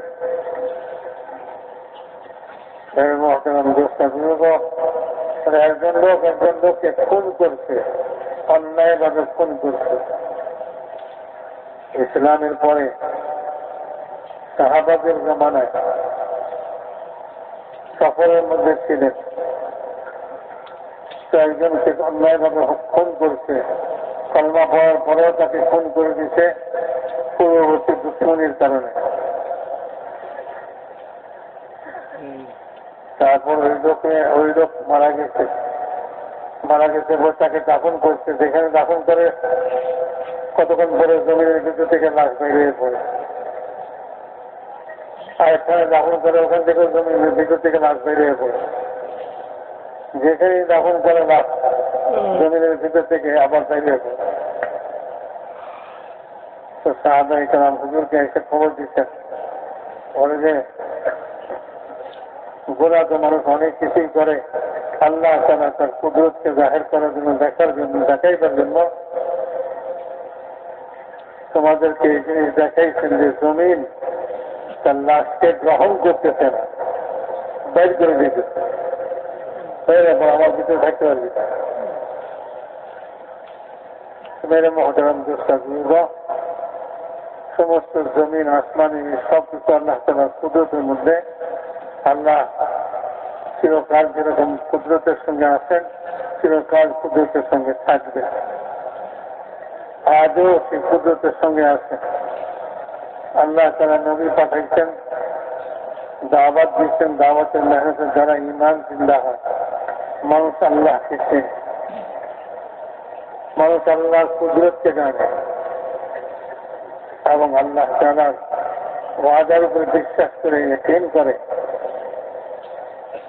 আল্লাহ তাআলার ওয়াদাকে হাসিল করার জন্য নবীর তরিকায় মেহনত করে আল্লাহ তাআলার ওয়াদাকে হাসিল করে। দুনিয়াতে নিবে, আখিরাতে নিবে। আল্লাহ তাআলা কোরআনে পাকের মধ্যে বলছেন, মান আমিলা সালিহান মিন যাকারিন আও উনসা ফাহুয়া মুমিন, যে ব্যক্তি মেয়ে মহিলা হোক আর পুরুষ হোক নেক আমল করবে, অর্থাৎ নবীর তরিকায় আল্লাহ তাআলার হুকুমকে মানবে ঈমানের সঙ্গে, ভালো কাজ করবে ঈমানের সঙ্গে। ভালো কাজ তো অনেক মানুষই করে, কিন্তু ভালো ভালো হিসেবে আল্লাহর কাছে গ্রহণযোগ্য হবে তখন যখন ঈমানের সঙ্গে হবে। যেহেতু নামাজ পড়লে হয়ে যাবে না, ঈমানের সঙ্গে নামাজ চাই। রোজা রাখলেই হবে না, ভোকা থাকলেই রোজা হয়ে যায় না, ঈমানের সঙ্গে। মান সামা রমাদানা ঈমানান ওয়া ইহতিসাবান গুফিরা লাহু মা তাকাদ্দামা মিন যামবিহি। হুজুর আকরাম সাল্লাল্লাহু আলাইহি ওয়াসাল্লাম ইরশাদ করেন, যে ব্যক্তি রমজান মাসে রোজা রাখে ঈমানের সঙ্গে এবং আল্লাহ তাআলার আজর ও সওয়াবের পুরস্কারের আশা নিয়ে, আল্লাহ তার পিছনের সব গুনাহকে মাফ করে দিবেন। যত ভালো আমলই হোক ঈমানের সঙ্গে হইতে হবে। ওই ঈমান দুনিয়াতে মানুষের দিলের ভিতরে ঈমানের জায়গা, মুখে ঈমানের জায়গা নয়। মুখ তো ঈমানের কালেমাকে উচ্চারণ করে। হযরত ইবনে মুলাইকা রাহমাতুল্লাহ আলাইহি একজন তাবেঈ, উনি বলেন আমি 30 জনের উপরে সাহাবী সাক্ষাৎ পাইছি যারা তাদের নিজেদের ব্যাপারে মুনাফিক হওয়ার সন্দেহ করতেছিল। সাহাবী মুনাফিক হওয়ার সন্দেহ, এটা তো দিলের ভিতরের জিনিস না। পাকা হানজালা হানজালা রাদিয়াল্লাহু তাআলা আনহু উনি যে কথা বলে দৌড়াইতে লাগলেন যে হানজালা মুনাফিক হয়ে, আর আবু বকর বললেন তাই নাকি? সীতারাম মানে হুজুর মজলিসে থাকলে একরকম থাকি, ঘরে গেলে আরেক রকম অবস্থা হয়ে যায়, তো কাজেই হানজালা মুনাফিক হয়ে। আর আবু বকর বললেন আমারও তো এই একই অবস্থা, হুজুর মজলিসে থাকলে একরকম ঈমানের অবস্থা থাকে, আর ঘরে আসলে যে বাচ্চার সঙ্গে যখন আমল প্রমোদে লাগি তখন আরেক রকম অবস্থা হয়ে যায়। তাই আমিও তো মুনাফিক হই। দুইজন হুজুরের কাছে গেছে, বলছে ইয়া রাসূলুল্লাহ আমরা তো মুনাফিক হই, কি হয়েছে? বলছে আপনার এখানে থাকলে ঈমানের বিষয়ে সঙ্গে তার অবস্থা থাকে, ঘরে গেলে এরকম থাকে না।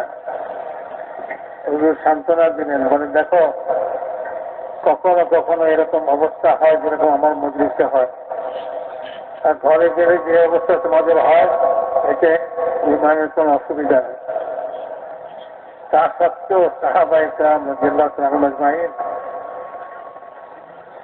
কালেমায়ে শাহাদাত বলতেছেন, আশহাদু আল্লা ইলাহা ইল্লাল্লাহ ওয়া আশহাদু আন্না মুহাম্মাদান আবদুহু ওয়া রাসূলুহু। তারপরেও সন্দেহ করতেছেন কি জানি আমার এই শাহাদাত অন্তর থেকে হইল কিনা, না কোন আমার অন্তরের ভিতরে নিফাক রয়ে গেছে। মুনাফিকরাও তো হুজুরের খেদমতে হাজির হইয়া এই কথা বলতেছিলেন, ইন্না ইন্না নাশহাদু আন্নাকা রাসূলুল্লাহ ক্বালু নাশহাদু আন্নাকা রাসূলুল্লাহ। মুনাফিকরা বলতেছিল যে আমরা সাক্ষ্য দিতেছি আপনি আল্লাহর রাসূল। আল্লাহ তাআলা কোরআন শরীফে সূরা মুনাফিকুন নাযিল করলেন, ইযা জাআকাল মুনাফিকুনা ক্বালু নাশহাদু ইন্নাকা লারাসূলুল্লাহ। যখন মুনাফিকরা আপনার কাছে আসে তখন তারা বলে আমরা সাক্ষ্য দিতেছি আপনি আল্লাহর রাসূল। আল্লাহু ইয়ালামু ইন্নাকা লারাসূলুহু, আল্লাহ তাআলাও জানেন যে আপনি আল্লাহর রাসূল। আল্লাহ সাক্ষ্য দিতেছেন মুনাফিকরা মিথ্যা কথা বলতো। তারা যে বলতেছে যে আমরা সাক্ষ্য দিতেছি আপনি আল্লাহর রাসূল, এটা মিথ্যা কথা বলতেছে। মানুষের অন্তর কখনোই মিথ্যা কথা বলে না, মুখ মিথ্যা কথা বলে, অন্তর সত্য কথা বলে। তো তাদের অন্তরে ঈমান নাই, মুখে তারা বলতেছে আশহাদু আন্না আপনি আল্লাহর রাসূল, আমরা সাক্ষ্য দিচ্ছি আশহাদু আন্নাকা রাসূলুল্লাহ। সুমের মহতারাম দোস্ত, জীবনে কতবার কলমায়ে শাহাদাত পড়ছি, প্রত্যেক নামাজে পড়ে থাকি। বুকের উপরে হাত রেখে কখনো এই কথা কি চিন্তা করছি যে এই শাহাদাতটি অন্তরের অন্তঃস্থল থেকে বের হইল না খালি আমার মুখ থেকেই বের হইতেছে? নামাজ তো মনেই নেই। ইমাম সাহেবের পিছনে যা ইমাম সাহেব করে আমিও তাই করি। কয় রাকাত হচ্ছে এটাও মনে নাই, এটার মধ্যে কি পড়ছি এটাও মনে নাই, শাহাদাতের কালমা যে পড়ছি এটাও মনে নাই, পড়ছি কি পড়ি নাই। আমাদের অবস্থা তো এরকম। এই দাওয়াত আর তাবলীগের মেহনত এদের ভিতরে ইমানকে মজবুত করে দিবে। ইমানের দাওয়াত লাগাও সব জায়গায়, লা ইলাহা ইল্লাল্লাহ, আল্লাহ ছাড়া কর্মীওয়ালা কেউ নেই। ভালো মন্দ যত অবস্থায় দুনিয়াতে দেখি এই সমস্ত ভালো মন্দ সব আল্লাহ তাআলার পক্ষ থেকে। সুস্থতা আল্লাহর পক্ষ থেকে, অসুস্থতা আল্লাহর পক্ষ থেকে, অভাব আল্লাহর পক্ষ থেকে, ধনী হওয়া এটাও আল্লাহ পাকের পক্ষ থেকে, সব কিছুই আল্লাহর পক্ষ থেকে। তো কাজেই আল্লাহ তাআলাকে রাজি করো। যদি তোমার অবস্থা খারাপ হয় তো আল্লাহর কাছ থেকে এটাকে ভালো করতে পারো। আল্লাহ ছাড়া কেউ করতে পারবে। তোমার যদি রোগ হয়ে যায় তো আল্লাহ তাআলার কাছে দোয়া করো, আল্লাহর কাছে সুস্থতা চাও। আযহিবিল বাস রাব্বান নাস ইশফি আনতা শাফি লা শিফা ইল্লা শিফা শিফা লা ইউগাদিরু সাকামা।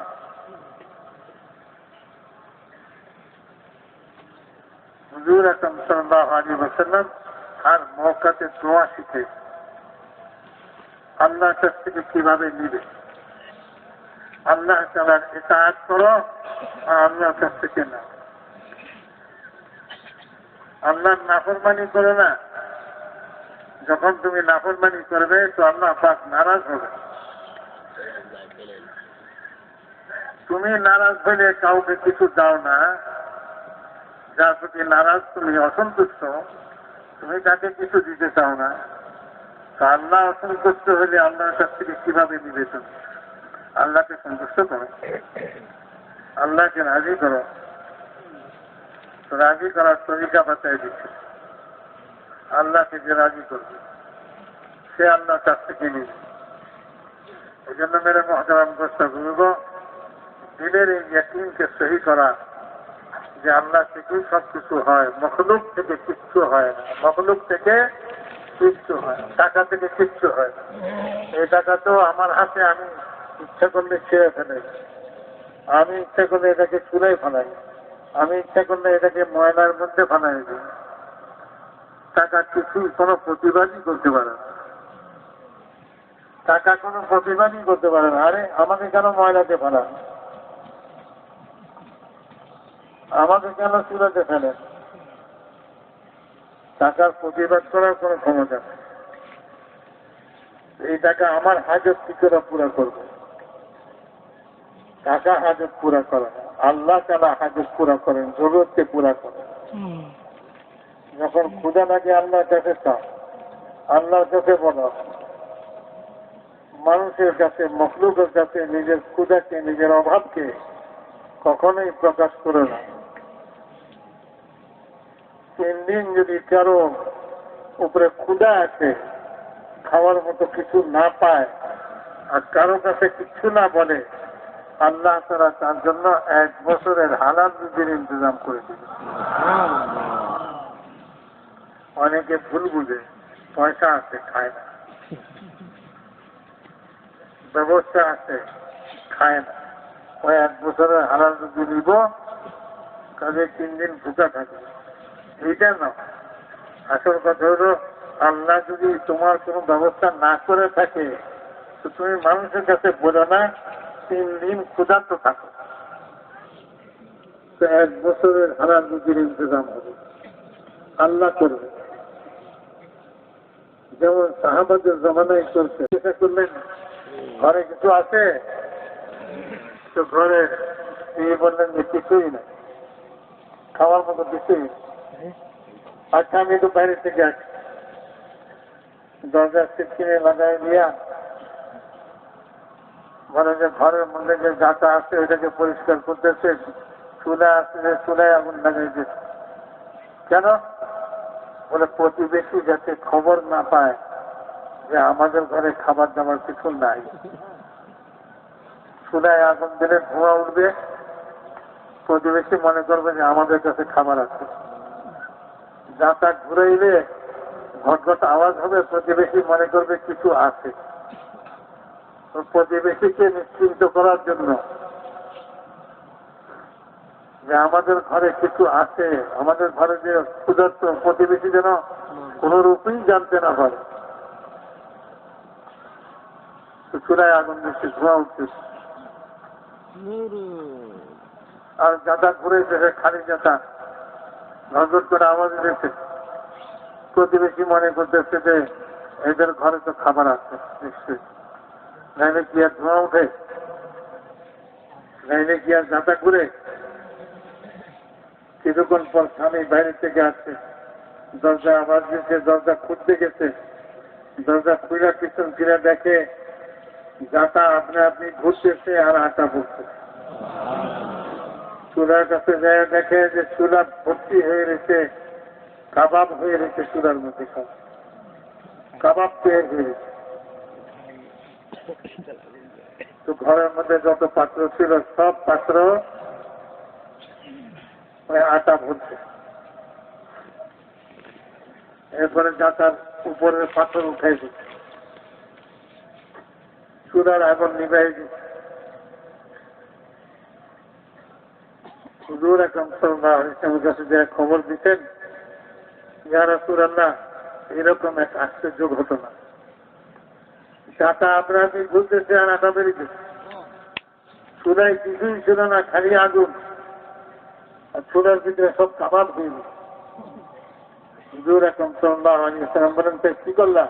মানে যাতার উপরের পাথর উঠাই ফেললাম, আগুন নিভাই দিলাম। বলে যদি তুমি উপরের পাথর না উঠাইটা, কিয়ামত পর্যন্ত এই জায়গা থেকে আটা বের হতে থাকতো।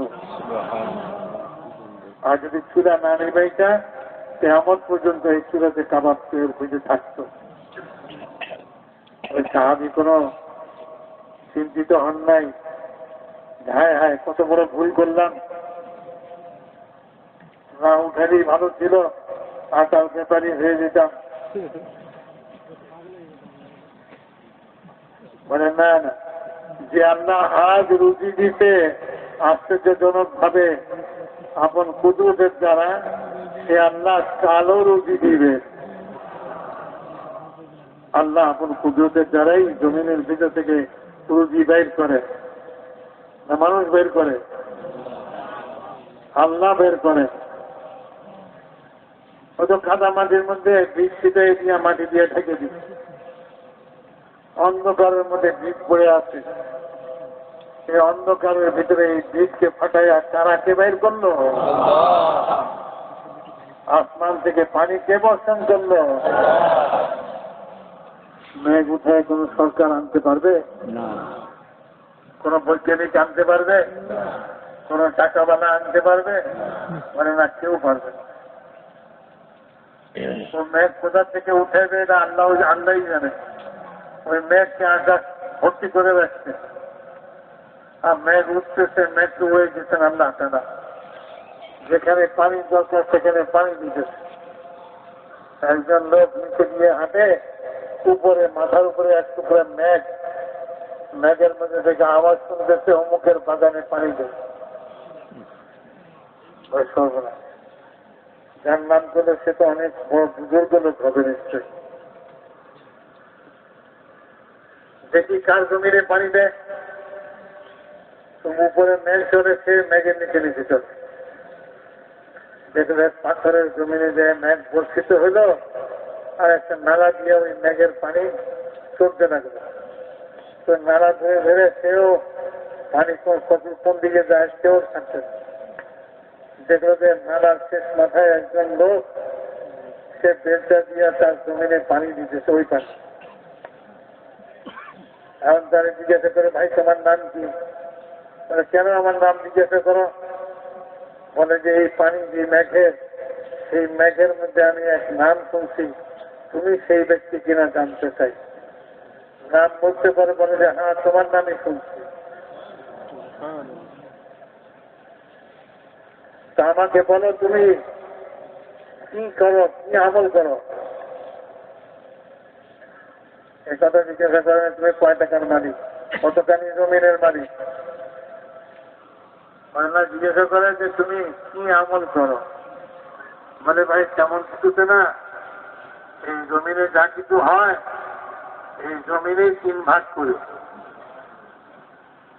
1 ভাগ গরিব মিসকিনের হক হিসেবে দিয়ে দিই এখান থেকেই, আর 1 ভাগ ঘরওয়ালাদের হক হিসেবে ঘরে পাঠাই দিই, আর 1 ভাগ এই জমিনের মধ্যেই লাগাই দিই। এই আমলই করি। মানে হ্যাঁ, যেহেতু হকওয়ালাদের হক পরিশোধ করতেছ, আল্লাহ তাআলার হুকুম, হকওয়ালাকে হক দাও, আল্লাহ তাআলার হুকুম পুরো হইতেছে। এই জন্য মেঘকে হুকুম হইতেছে তোমার বাগানে পানি দেওয়ার জন্য। মেরে মহতারাম দোস্ত বুঝব, যখন আল্লাহ তাআলার হুকুম দুনিয়াতে জিন্দা হবে, কিন্তু আল্লাহ তাআলার হুকুম জিন্দা হওয়ার জন্য জরুরি হল ইয়াকিন আল্লাহ তাআলার উপরে, ঈমান আল্লাহ তাআলার উপরে। আল্লাহই করে, আল্লাহ ছাড়া বাঁচাই করু কেউ নাই, আল্লাহ ছাড়া করনেওয়ালা কেউ নাই,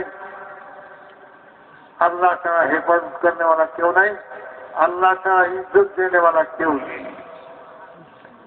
আল্লাহ যদি চান তো ছেঁড়া কোফতার মধ্যে ইজ্জত দিয়ে দিবে। আল্লাহ ইজ্জত দেওয়ার জন্য কোন শাহী পোশাকের মুখাপেক্ষী নন। আল্লাহ ইজ্জত দেওয়ার জন্য ঘর বাড়ির মুখাপেক্ষী নন। আল্লাহ ইজ্জত দেওয়ার জন্য কোন দল বলের মুখাপেক্ষী নন। আল্লাহ ইজ্জত দিয়ে দিন। শক্তিশালী হওয়াও কোন আল্লাহ তাআলা এটারও মুখাপেক্ষী নন যে যাকে ইজ্জত দিব সে কোন শক্তিশালী হোক। আরবের মরুভূমির লোক যাদেরকে দুনিয়াবাসী চিনত না,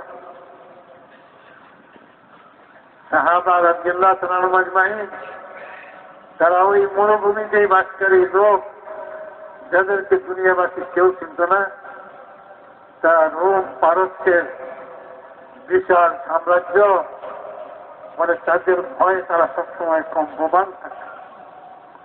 হুজুর আকরাম সাল্লাল্লাহু আলাইহি ওয়াসাল্লাম যখন মিনাতে প্রথম দাওয়াত দিতেছিলেন মক্কার জিন্দেগিতে, তো এক কবিরার কাছে গিয়ে বললেন যে আমরা যদি এমন দিন নিয়ে আসে তোমাদের জীবনে যেদিন রোম পারস্যের শাহজাদা শাহজাদিরা তোমাদের ঘরে গোলাম বান্দি হয়ে আসে, সেদিন কি তোমরা আল্লাহ তাআলার তাসবিহ তাহমিদ পড়বে? একজনের মুখের উপরে হাত রাখে, বলে সব না, এমন কথা মুখে উচ্চারণ করেন না। যদি রোম পারস্যের সম্রাটরা এই কথা শুনতে পায় যে আমরা এমন স্বপ্নও দেখতেছি, তাইলে আমাদেরকে ভবিষ্যৎ করবে। রোম ভারত থেকে যারা এত ভয় পায়। মহতারাম দোস্ত বুজুর্গ, খন্দকের যুদ্ধের সময় রাসূলুল্লাহ সাল্লাল্লাহু আলাইহি ওয়াসাল্লাম পাথর ভাঙতেছেন আর চারিদিকে আলো ছিটায় পড়তেছে, সাহাবারা তাকবীর দিতেছেন, রাসূলুল্লাহ সাল্লাল্লাহু আলাইহি ওয়াসাল্লাম তাকবীর বললেন আমাকে মিশরের সমস্ত শহরগুলি দেখানো। সাহাবারা বলতেছেন ইয়া রাসূলুল্লাহ দোয়া করেন আল্লাহ তাআলা যেন এই মিশরবাসীর উপরে আমাদেরকে বিজয় দান করেন। হুজুর দোয়া করলেন, সাহাবারা আমিন বললেন। যারা অবিশ্বাস করলো তারা বলল পেটে ভাত নাই, ক্ষুধার জ্বালায় পেটে পাথর ভাঙছে, শীতের কাপড় নাই, শীতে ছটছট করে কাঁপে, দুশ্মনের ভয়ে পাথর ভেঙে খন্দক খোদাই করতেছে, আর উনি মিশর বিজয়ের স্বপ্ন দেখাইতেছে। তারা এটাকে স্বপ্নই মনে করছে। কিন্তু যাদের দিনের ভিতরে ইয়কিন পয়দা হয়ে গেছে তারা বলে এইটাই হবে, এইটাই হবে। আরেক বাড়িতে আলোচনায় বসে বলে রোমের সমস্ত শহরগুলি দেখাই দিয়েছেন আল্লাহ তারা। সাহাবারা বলেন ইয়া রাসূলুল্লাহ দোয়া করেন রোমও যেন আল্লাহ তারা আমাদেরকে রোমের উপরে যেন বিজয় দান করেন। আরেক বাড়িতে পারস্যের সমস্ত শহরগুলি দেখাই দিতে দোয়া করেন যেন এই পারস্যের উপরে আমাদেরকে বিজয় দান করেন। মুনাফিকরা বলতেছে যাদের দিলে ইয়কিন নাই, তারা তাদের পেটে পাথর ভাঙছে, খাওয়ার অভাবে, কাপড় শীতের অভাবে কাপড় নাই, থকথক করে কাঁপে, আর দুশ্মনের ভয়ে খন্দক খোদাই করতেছে। আর উনি এই সমস্ত লোকদেরকে রোম পারস্য বিজয়ের স্বপ্ন দেখাইতেছে। একজন সাহাবী বললেন, সাহাবী হুজুর বললেন হীরা শহরের নাম শুনছো, দেখছো? বলেন না দেখি নাই, নাম শুনছি, পারস্যের একটা শহর। মানে আমাকে আল্লাহ তাআলা যেন দেখাই দিয়েছেন যে হীরা শহরকে তোমরা জয় করতেছ, আর হীরা শহরের সর্দারের মেয়ে সাদা খচ্চরের উপরে কালো চাদরে আবৃত হইয়া আত্মসমর্পণ করার জন্য আসতেছে। ওই সাহাবী বলেন ইয়া রাসূলুল্লাহ আমাকে দিয়ে দেন আপনি। চিন্তা করেন কিরকম ইয়কিন হইলে এরকম কথা বলে।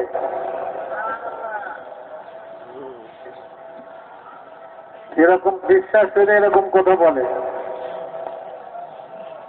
হুজুর বলেন দিয়ে দিলাম তোমাকে। ওই সাহাবী বলেন সে হীরা শহর যে সমস্ত সাহাবাদের জামাত জয় করছে আমিও তাদের মধ্যে ছিলাম। আমার আর কোনো কাম নাই, সবাই তো গনিমতের মান একত্র করতেছে, আমি ওই রাস্তার উপরে যেয়ে বসে দিচ্ছি। দেখলাম হুজুর এখন যা যা বলছিলেন, যেরকম বলছিলেন ঠিক ওরকমই সাদা খচ্চরে চড়ায় তারা কালো চাদরে আবৃত আসতেছে। আমি দৌড়ে যাইয়া ওই খচ্চরের লাগাম ধরে ঘোষণা দিলাম যে খচ্চর এবং খচ্চরের পিঠে যে আরোহী এটা সব আমার।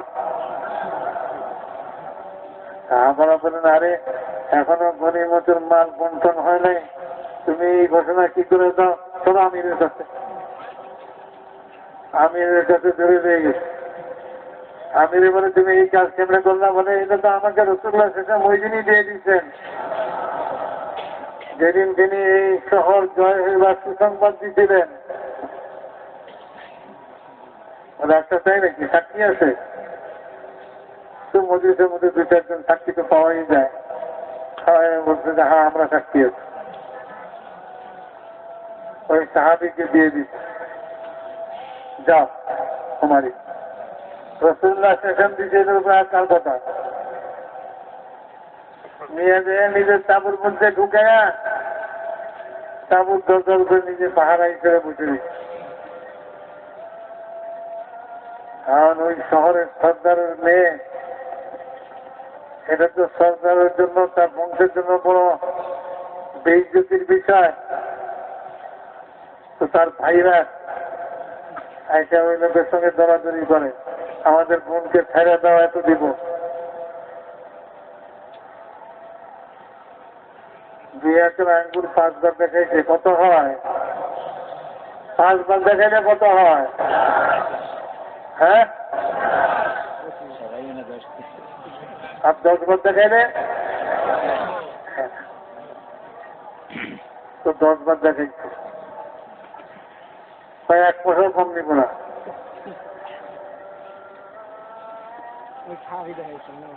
তোরা সর্দার পয়সার অভাব আছে, মেয়েদের তো বোকালো। 100 টাকা মোটে কয়, তাড়াতাড়ি দিয়ে 15 লেগে গেছে।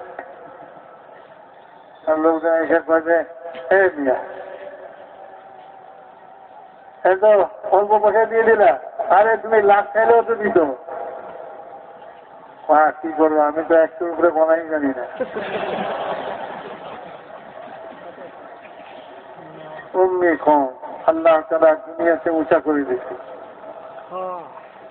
কিয়ামত পর্যন্ত জন্য উঁচা হয়ে থাকবে। বেলাল হাবশী রাদিয়াল্লাহু তাআলা আনহু, একজন কুরাইশী গোলাম, তাকে ইজ্জত দিতে আল্লাহ তাআলা হযরত ওমরের মতো, হযরত ওমর রাদিয়াল্লাহু তাআলার মতন কুরাইশী সর্দার কি বলতেছে, সাইয়্যিদুনা বেলাল, আমাদের সর্দার বেলাল।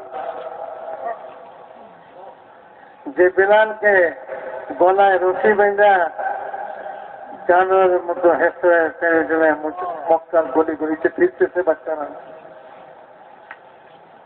একদিন বেলালের অবস্থা এই ছিল, রাত ভর সবাই মিলা মারতে থাকে, সমস্ত শরীরটা 10 জনে মিলা তাকে চাবুক মারতে, শরীরে কি থাকে আর। দিনের বেলা গরম রোদের উপরে শোয়াই দিয়া, গরম বালুর উপরে শোয়াই দিয়া বুকের উপরে ভারী পাথর চাপা দিয়ে দিচ্ছে, আর ওই অবস্থায় বলছে আহাদ আহাদ আহাদ। আর ওই সমস্ত মক্কার লোকেরা তাকে বলতেছে বেলাল আহাদ আহাদ, আর কতকাল সেইভাবে মরবি। কিন্তু হযরত বেলাল রাদিয়াল্লাহু আনহু একই কথা, আহাদ আহাদ আহাদ। আল্লাহ তাআলা ওই গরম বালুর উপর থেকে উঠাইয়া বুকের ভারী পাথর সরাইয়া আল্লাহ তাআলা সর্দার বানাই দিতে সাইয়্যিদুনা বেলাল। কি লাগছে আল্লাহ? না টাকা লাগছে, না পয়সা লাগছে, না আমিরি লাগছে, না কিছু লাগছে, না পোশাক লাগছে, না খাবার লাগছে, কিছুই লাগে না। একজন হাবশী লোক, যার ঠোঁট মোটা, চেহারা কালো, দেখতে সুন্দর নয়, লকব পেয়ে গেছে মুয়াজ্জিন রাসূলুল্লাহ, আল্লাহ রাসূলের মুয়াজ্জিন। কিয়ামত পর্যন্ত যেন মানুষের কাছে তার পরিচয়, আল্লাহ রাসূলের মুয়াজ্জিন। আসমান বালা বলতেছে আজ আজানের আওয়াজ শোনা যায় নাই, কি বেলাল আজান দেয় নাই? কারণ বেলালের প্রতিদিনের আজানের আওয়াজ আসমান বালা রাখছে। মেরে মোহতারাম দোস্তা বুজুর্গ, আওয়াজ পৌঁছাইতেও আল্লাহ তাআলার মাইক লাগে না। আমার খাওয়া খাই চিল্লাই, শোনা যায় না, শোনা যায় না, শোনা যায় না। মেরে মোহতারাম দোস্তা বুজুর্গ, হযরত বেলালের জমিনের আওয়াজ আসমান বালারা শুনতেছে কোন মাইক দিয়া? কুদরতি মাইক, কিছুই লাগে নাই। মিনাতে রাসূলুল্লাহ সাল্লাল্লাহু আলাইহি ওয়াসাল্লাম খুতবা দিতেছেন, সাহাবারা বলেন আমরা প্রত্যেকেই নিজ নিজ অবস্থানে বসেছিলাম, নিজ নিজ অবস্থান থেকে আমরা রাসূলুল্লাহ সাল্লাল্লাহু আলাইহি ওয়াসাল্লামের খুতবা শুনতেছিলাম। আমরা কোনো একত্র হই নাই, হুজুরের কাছে যেয়ে বসি নাই আওয়াজ শোনার জন্য। ওই দিনের আওয়াজ প্রত্যেকের কানে কে পৌঁছাই দিতে? আল্লাহই পৌঁছাই দিচ্ছে। আর ওমর রাদিয়াল্লাহু তাআলা খুতবা দেওয়ার সময় বলতেছেন ইয়া সারিয়াতুল জাবাল, হে সারিয়া পাহাড়ের দিকে পিঠ করো।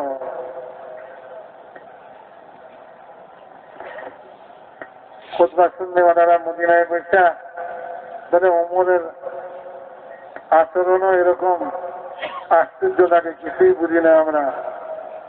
এখানে কোথায় সারিয়া, কোথায় পাহাড়? খুতবার মধ্যে আগে পিছে কোনো সম্পর্ক নাই। ইয়া সারিয়াতুল জাবাল কি অর্থ? সবাই কল্পনা করে যে তোমার কেন এই কথা বললেন, কিন্তু কারো সাহস নাই তোমারকে জিজ্ঞাসা করবে। ওমর বাপরে বাপ, ওমরকে জিজ্ঞাসা করার যাত্রা বুকের পাটা হবে না। তো একজনে বলে যে ঠিক আছে তোমাদের কাছে ভয় লাগে আমি যাই জিজ্ঞাসা করে আসছি। তো গেছে যায় বলে যে আমিরুল মুমিনিন আপনার সব আচরণগুলো এরকম আশ্চর্যজনক হয়, লোকেরা এগুলি নিয়ে একে অপরের সঙ্গে আলোচনা করে, তারা বিভিন্ন কথা বলে, আপনার এই সমস্ত আচরণের কোনো অর্থ তারা বুঝে না। আর তোমার রাদিয়াল্লাহু তাআলা বলেন আমি যখন খুতবা দিতেছিলাম তো আমার সামনে সারিয়ার ওই যুদ্ধের ময়দান পরিষ্কার হয়ে গেছে। আমি দেখতেছিলাম তারা চতুর্দিক থেকে ঘেরাও হইয়া যেতেছে দুশ্মনের। এই জন্য আমি অনিচ্ছাকৃতভাবে আমার মুখ দিয়ে এই কথা বেরিয়ে গেছে, হ্যাঁ সারিয়া চারিদিক থেকে তোমাদেরকে দুশ্মন ঘেরাও করে নেবে, তোমরা পাহাড়ের দিকে চেপে যাও, অন্তত পক্ষে পিছন দিক থেকে দুশ্মন আক্রমণ করতে পারবে না, তোমরা জয়যুক্ত হবে। এই জন্য আমার এই কথাটা মুখ দিয়ে বেরিয়ে গেছে অনিচ্ছাকৃত ভাবে, ইয়া সারিয়া জবাল, হে সারিয়া পাহাড় পাহাড়। তো বলে যে যুদ্ধের ময়দান থেকে একজন আসছে যুদ্ধের খবর নিয়ে, বলে যে আমরা শুক্রবার দিন খুতবার সময় জুমার সময় ছিল, দুশ্মনের মোকাবেলায় ছিলাম, হঠাৎ আমরা আমিরুল মুমিনিন হযরত ওমর রাদিয়াল্লাহু তাআলার আওয়াজ শুনলাম। উনি বলতেছেন আমাদেরকে পাহাড়ের দিকে আশ্রয় নিতে, তা আমরা ওই দিকে আশ্রয় নিয়ে নিলাম, তো দুশ্মন পরাজিত হইল, আমরা জয়যুক্ত হইলাম।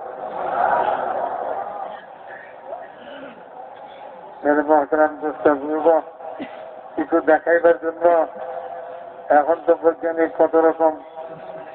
কত কিছু আবিষ্কার করছে, আর শয়তান সারা দুনিয়াকে না থেকে আছে এগুলি দিয়া। এখানে বসে বসে দুনিয়া দেখে, আমেরিকা দেখে, অস্ট্রেলিয়া দেখে, সারা দুনিয়াকে দেখে, পরে দেখে নেই যে হাতের এটার মধ্যে, এটা জেবের মধ্যে ঢুকে রাখি, তো যেন দুনিয়াটাকে জেবের মধ্যে ঢুকে রাখি। মহতরাম দোস্ত, এই সমস্ত যন্ত্রপাতি আর এই সমস্ত জিনিসের কোন প্রয়োজন নাই আল্লাহ তাআলা।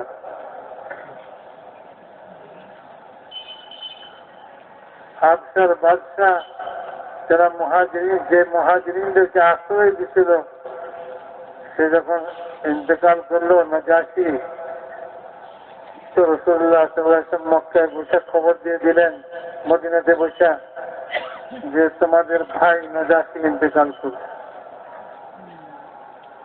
আসো তার জানাজা পড়ি। রাসূলুল্লাহ সাল্লাল্লাহু আলাইহি ওয়াসাল্লামের জন্য নাজাশীর জানাজা পর্যন্ত সমস্ত আড়ালকে আল্লাহ দূর করে দিচ্ছিল। তো মেরা মহতারাম দোস্ত বুজুর্গ, আল্লাহ তাআলার সৃষ্টি যেরকম খুশি এরকম সৃষ্টি, যে লাকাদ খালাকনাল ইনসানা ফি আহসানি তাকওয়িম, দেখলে মায়া লাগে, মহব্বত লাগে, এমন সুন্দর চেহারা খানা কে আবিষ্কার করলো? কোন বৈজ্ঞানিক, কোন কারণে আবিষ্কার করছে? কোন ফেরাউনে আবিষ্কার করছে? কোন নমরুদে আবিষ্কার করছে? বলে না, নমরুদের চেহারাও ফেরাউনের চেহারাও বলে কিয়ামত তক আনেওয়ালা সমগ্র মানব জাতির চেহারা আল্লাহ তাআলা সৃষ্টি করছেন। আল্লাহ তাআলা আসছেন, আল্লাহই বানাইছেন। চোখটা এখানে দিলে সুন্দর হবে, যে আবার কারো চোখ এরকম বানাইছে বলে কাজল মাখা চোখ, কারো চোখ হরিণের চোখের মতন, যারটা বানাইলে হে আবার কালাইয়া দিয়া হরিণের চোখের মতন বানায়। আর যত কিছুই করেন, আসল কি আর নকলের মতো, নকল কি আর আসলের মতো হয়? আসলটা তো আল্লাহই বানাইছে। লাকাদ খালাকনাল ইনসানা ফি আহসানি তাকওয়িম। আল্লাহ কোন জিনিসের মুখাপেক্ষী না। मेरे मोहतरम दोस्त बुजुर्गों, সৃষ্টি আল্লাহ তাআলা। আরে ঘোড়ার মুখ যে এরকম হইতে এটা কে বানাইছে? আল্লাহ বানাইছে না, কোনো বৈজ্ঞানিক আইকে দিছে। বাদি আসতে বললাম জমিন আসমানের সমস্ত সৃষ্টি বিনা নমুনাতে সৃষ্টি করছে। কোন নমুনা দেখে সৃষ্টি করে নাই, বিনা নমুনাতে সৃষ্টি করছে। মানুষ কিছু বানাইতে হলে তো আগে এটা নমুনা দেখে, ওটা দেখে দেখে আঁকে, ওটা দেখে দেখে বানায়। আল্লাহ তাআলা বানাইবার জন্য কোন নমুনার প্রয়োজন হয়নি। আরবের লোকদেরকে, যাদেরকে কেউ চিনত না, কেউ জানতো না, মরুভূমিতে ঘুরে বেড়াইতো। মেরে মহতরম দোস্ত মরুছেন, যেখানে পানি সেখানে কিছুদিন বসতি স্থাপন করে থাকতো, পানি শেষ তো বলে যে ঘর বাড়ি কাঁধে লইয়া আবার পানি চালাচ্ছে। মেরে মহতরম দোস্ত বুর্গ উট বকরি চড়াইয়া যাদের জীবন ধারণ হইত। আর ওমর ইবনে খাত্তাব রাদিয়াল্লাহু তাআলা আনহু ইসলামের পরে আমিরুল মুমিনিন হওয়ার পরে একদিন মিম্বরের উপরে দাঁড়াইয়া বলতেছেন, লোকেরা শোনো, ওমর ইবনে খাত্তাবকে তোমরা জানো কি?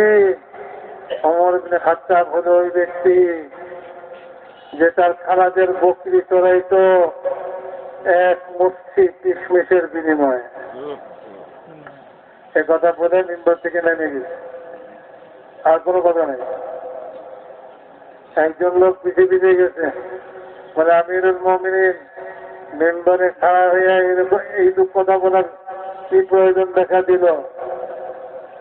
বলে আমার মন বলতেছিল, নফস বলতেছিল এই কথা যে তুই আজ আমিরুল মুমিনিন, তোর মধ্যে কে আছে? তুই সবচেয়ে বড় সবার উপরে, সবাই তোমাকে মানে। তো আমি আমার নফসকে একটা শিক্ষা দিবার জন্য এই মেম্বারে দাঁড়ায় নিজের পরিচয় দিলাম। মেরে মহতরম দোস্ত, ইজ্জত করলে ফুলে যায় মানুষ, প্রশংসা করলে ফুলে যায়, মনে করে সত্যি সত্যি বুঝি আমি এরকম, সত্যি সত্যি আমি এরকম নই। সবাই মিলে বাচ্চাকে সালাম দিতেছে, একজন ঠ্যাং লম্বা লম্বা করে বসে রয়েছে, চোখ বন্ধ করে হাত গুটায়া। লোকের ওখানে পাও গুটা, বাচ্চা আইতেছে, সোজা হয়ে দাঁড়া, কোনো কথাই বলে না, চোখ বন্ধ করে জন্ম আসলে এমনি। বাচ্চার কাছে খবর গেছে, মানে আপনার দেশে এমন লোক আছে যে আপনাকে সম্মান করে না, লম্বা করে বসে রয়েছে হাত গুটাইয়া, চোখ বন্ধ করে, এত বলার পরেও সে পাও গুটায় না। বাচ্চা কয়, বড় আশ্চর্যের ব্যাপার, আমার রাজ্যে বাস করে আমাকে সম্মান করে না। দেখতে হয় লোকটা কেমন। নেমে গেছে ঘোড়ার পিঠ থেকে, যে ঠিকই হাত দুইটা বেঁধে রাখছে, পাওটা লম্বা করে রাখছে, চোখটা বন্ধ করে রাখছে। বাচ্চা জিজ্ঞেস করে, এই মিয়া, কবে থেকে ঠ্যাং লম্বা করা শিখছ?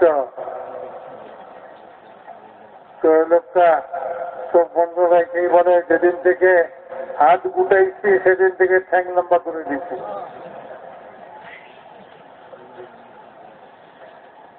বাচ্চা মনে করছে আমার বোধহয় চিনে না, সেজন্য এরকম কথা কয়। বাচ্চা বলে, আমাকে চিন? তো ওইভাবেই বলতেছে, খুব চিনি, ভালো করে চিনি। বাচ্চা মনে করছে মাথায় কোনো দোষ আছে মনে হয়, মানে বলো দেখি আমি কে? তো বলতেছে, আপনি হলেন সে ব্যক্তি যে এক ফোঁটা নাপাক পানি থেকে সৃষ্টি হয়েছে। আপাত মস্তক সমস্ত নাপাকি নিয়ে নিয়ে ঘুরতেছেন, অতি সত্তর পোকা মাকড়ের খোরাকে পরিণত হবেন, আপনি সেই ব্যক্তি। বাচ্চা শুনে বলে যে হ্যাঁ, এই লোকটাই আমাকে চিনছে। আর এই যত লোক আমাকে সম্মান করে আর আমার প্রশংসা করে, এরা কেউ আমাকে চিনে নাই। আসল তো আমি সেই। অহংকার করো কেন তুমি? জমিনের বুকে কেন অহংকার করো? কোথায় যাইবা? তুমি কি অহংকারের কেটে আসমান পর্যন্ত উঠে দিতে পারবা? আসমান পর্যন্ত তুমি উঠতে, পাহাড়ের চূড়া পর্যন্ত তুমি উঠতে পারবে না। অহংকার কিসের জন্য? ওই মনে মনে অহংকার, নিজেকে বড় মনে করে, নিজেকে একটা কিছু মনে করে। তবলিগের মেহনত করতে করতে মুরব্বী হয়ে গেছি এখন। আমি আমাকে বড় মনে করতে শুরু করছি। আর সবাই সালাম দেয়, সবাই তার মুরব্বী মুরব্বী। আমিও মনে করতেছি আমি বুঝি মুরব্বী হয়ে গেছি। আসলে আমার হাঁটি করতে এই, কারণ আল্লাহর সামনে খাড়া হতে হবে। আল্লাহ তাআলা কুদ্দুর মুরব্বী আমি হয়েছি, এটা আল্লাহ খবর নিবে। কত বড় মুরব্বী হয়েছিল তুমি? আল্লাহ তাআলা মেহেরবানি করে দোষ গুনাহ সব আপন পর্দা দ্বারা ঢেকে রাখছেন বলে আজ বাহাদুরি করতেছি, বড়াই করতেছি। যদি আল্লাহ তার পর্দাকে সরাইয়া দেয়, কেউ মুখের উপরে থুতু দিতেও রাজি হবে না। আল্লাহ তাআলার ইহসান, আল্লাহ তাআলার দয়া, আল্লাহ তাআলার মেহেরবানি। মেরে মোহতারাম দোস্ত বুজুর্গ, সাহাবাদেরকে আল্লাহ তাআলা সত্যিকারী ইজ্জত আর সম্মান দিছিলেন। আর ওমর রাদিয়াল্লাহু তাআলা আনহু ফাটা কুর্তা, ছিঁড়া কুর্তা, জুতা কাঁধে আর লুঙ্গি উঠাইয়া পানি পার হইতেছেন, উটের লেগাম এক হাতে ধরে রাখছেন। মুসলিম বাহিনীর সেনাপতি হযরত আবু উবাইদা, উনি বলতেছেন, আমিরুল মুমিনিন, আপনার এই বেশভূষা, মাথার চান্দি রোদে চকচক করতেছে, মাথায় একখানা টুপিও নাই, পরনের কাপড় ময়লা হয়ে গেছে, ছিঁড়ে গেছে, এইভাবে আপনি জুতা কাঁধে নিয়ে পানি পার হইলেন। হায় হায়, এখানকার লোকেরা তো অত্যন্ত ভালো পোশাক পরে, ভালো খায়, ভালো ভালো ঘর বাড়িতে থাকে। আজ তো তাদের সামনে আমাদের বড় বেইজ্জতি হয়ে গেল।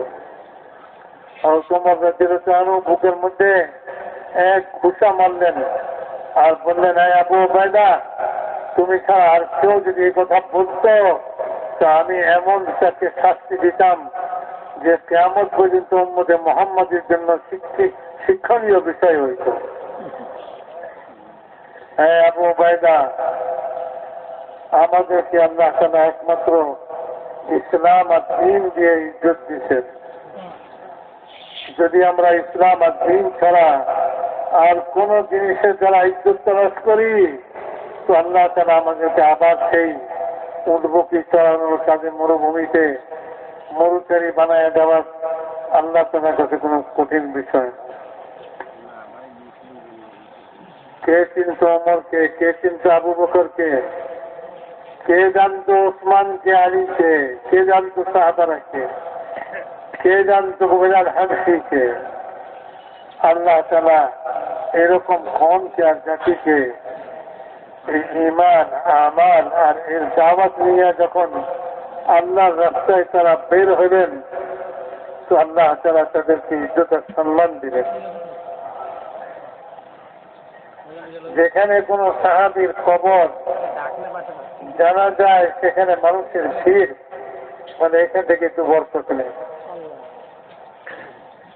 মারা যাওয়ার পরে তাদের কবর থেকে পর্যন্ত বরকত নিতেছে মানুষ।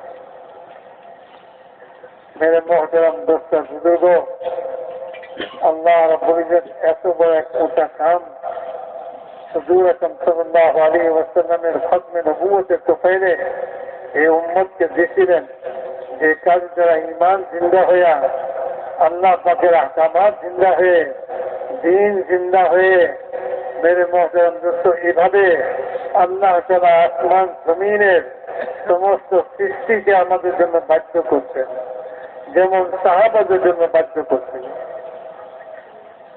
এটা তো সেই কাজ ছিল।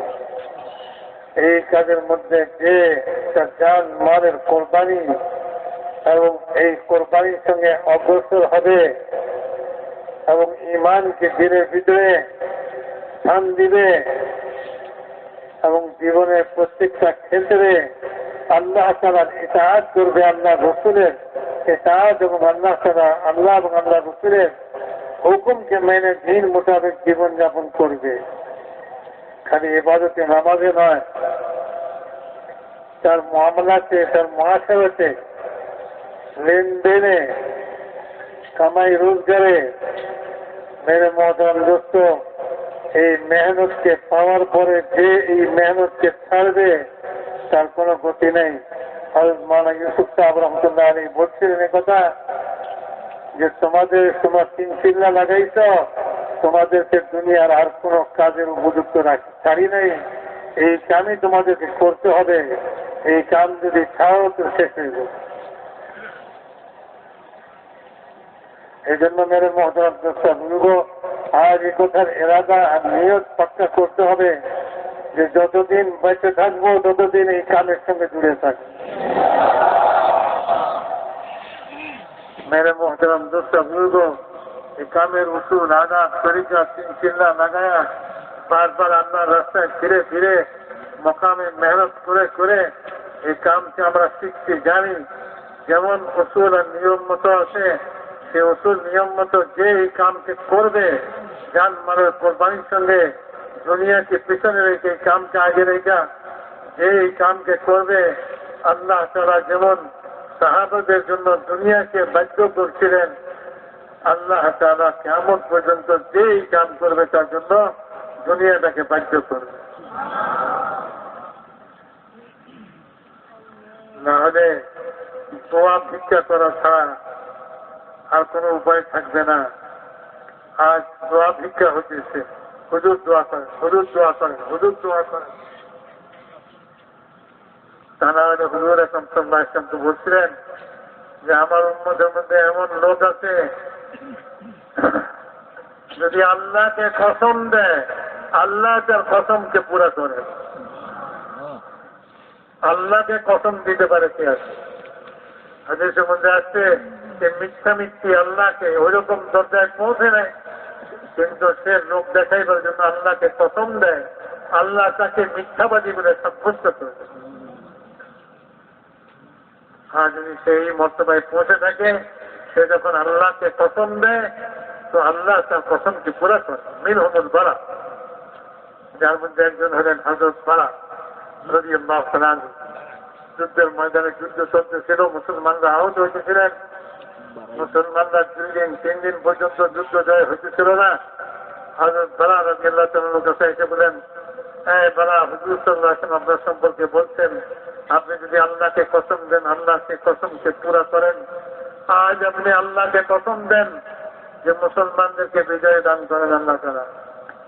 হযরত বারা রাদিয়াল্লাহু তাআলা বললেন, হ্যাঁ আমি আজ আল্লাহকে কসম দিব। তো তিনি বলেন, আল্লাহ আপনাকে কসম আজ মুসলমানদেরকে বিজয় দান করে আর পাড়াকে শাহাদত দান করে।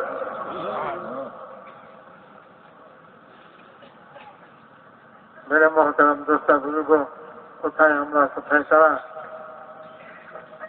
আল্লাহ যেন আমাদেরকে মেহনত করতে করতে যদি মৃত্যুর দ্বার পর্যন্ত এই মেহনতের মধ্যে লাগাই রাখেন, ওই মেহনতের মধ্যে জানমালের কোরবানি করতে থাকে, আল্লাহ এবং আল্লাহ রাসূলের ইতাআত আর দ্বীনের উপরে ইয়াকিন আল্লাহর উপরে বাড়তে থাকে, তো আল্লাহ অসম্ভব কিছুই নয় যে আল্লাহ তাআলা একদিন আমাদেরকেও ওই মর্তবায় পৌঁছায় দেন আল্লাহ তাআলা।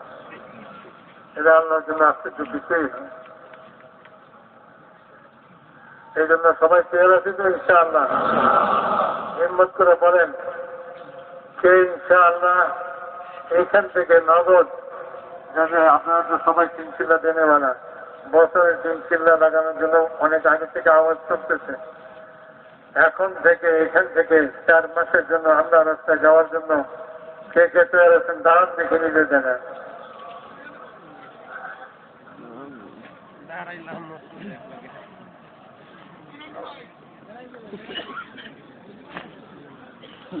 মাশা আল্লাহ তাআলা কবুল ফরমান। মাথা ঘুরে গেল হেডফোন ছাড়া মাথা ঘুরে নাকি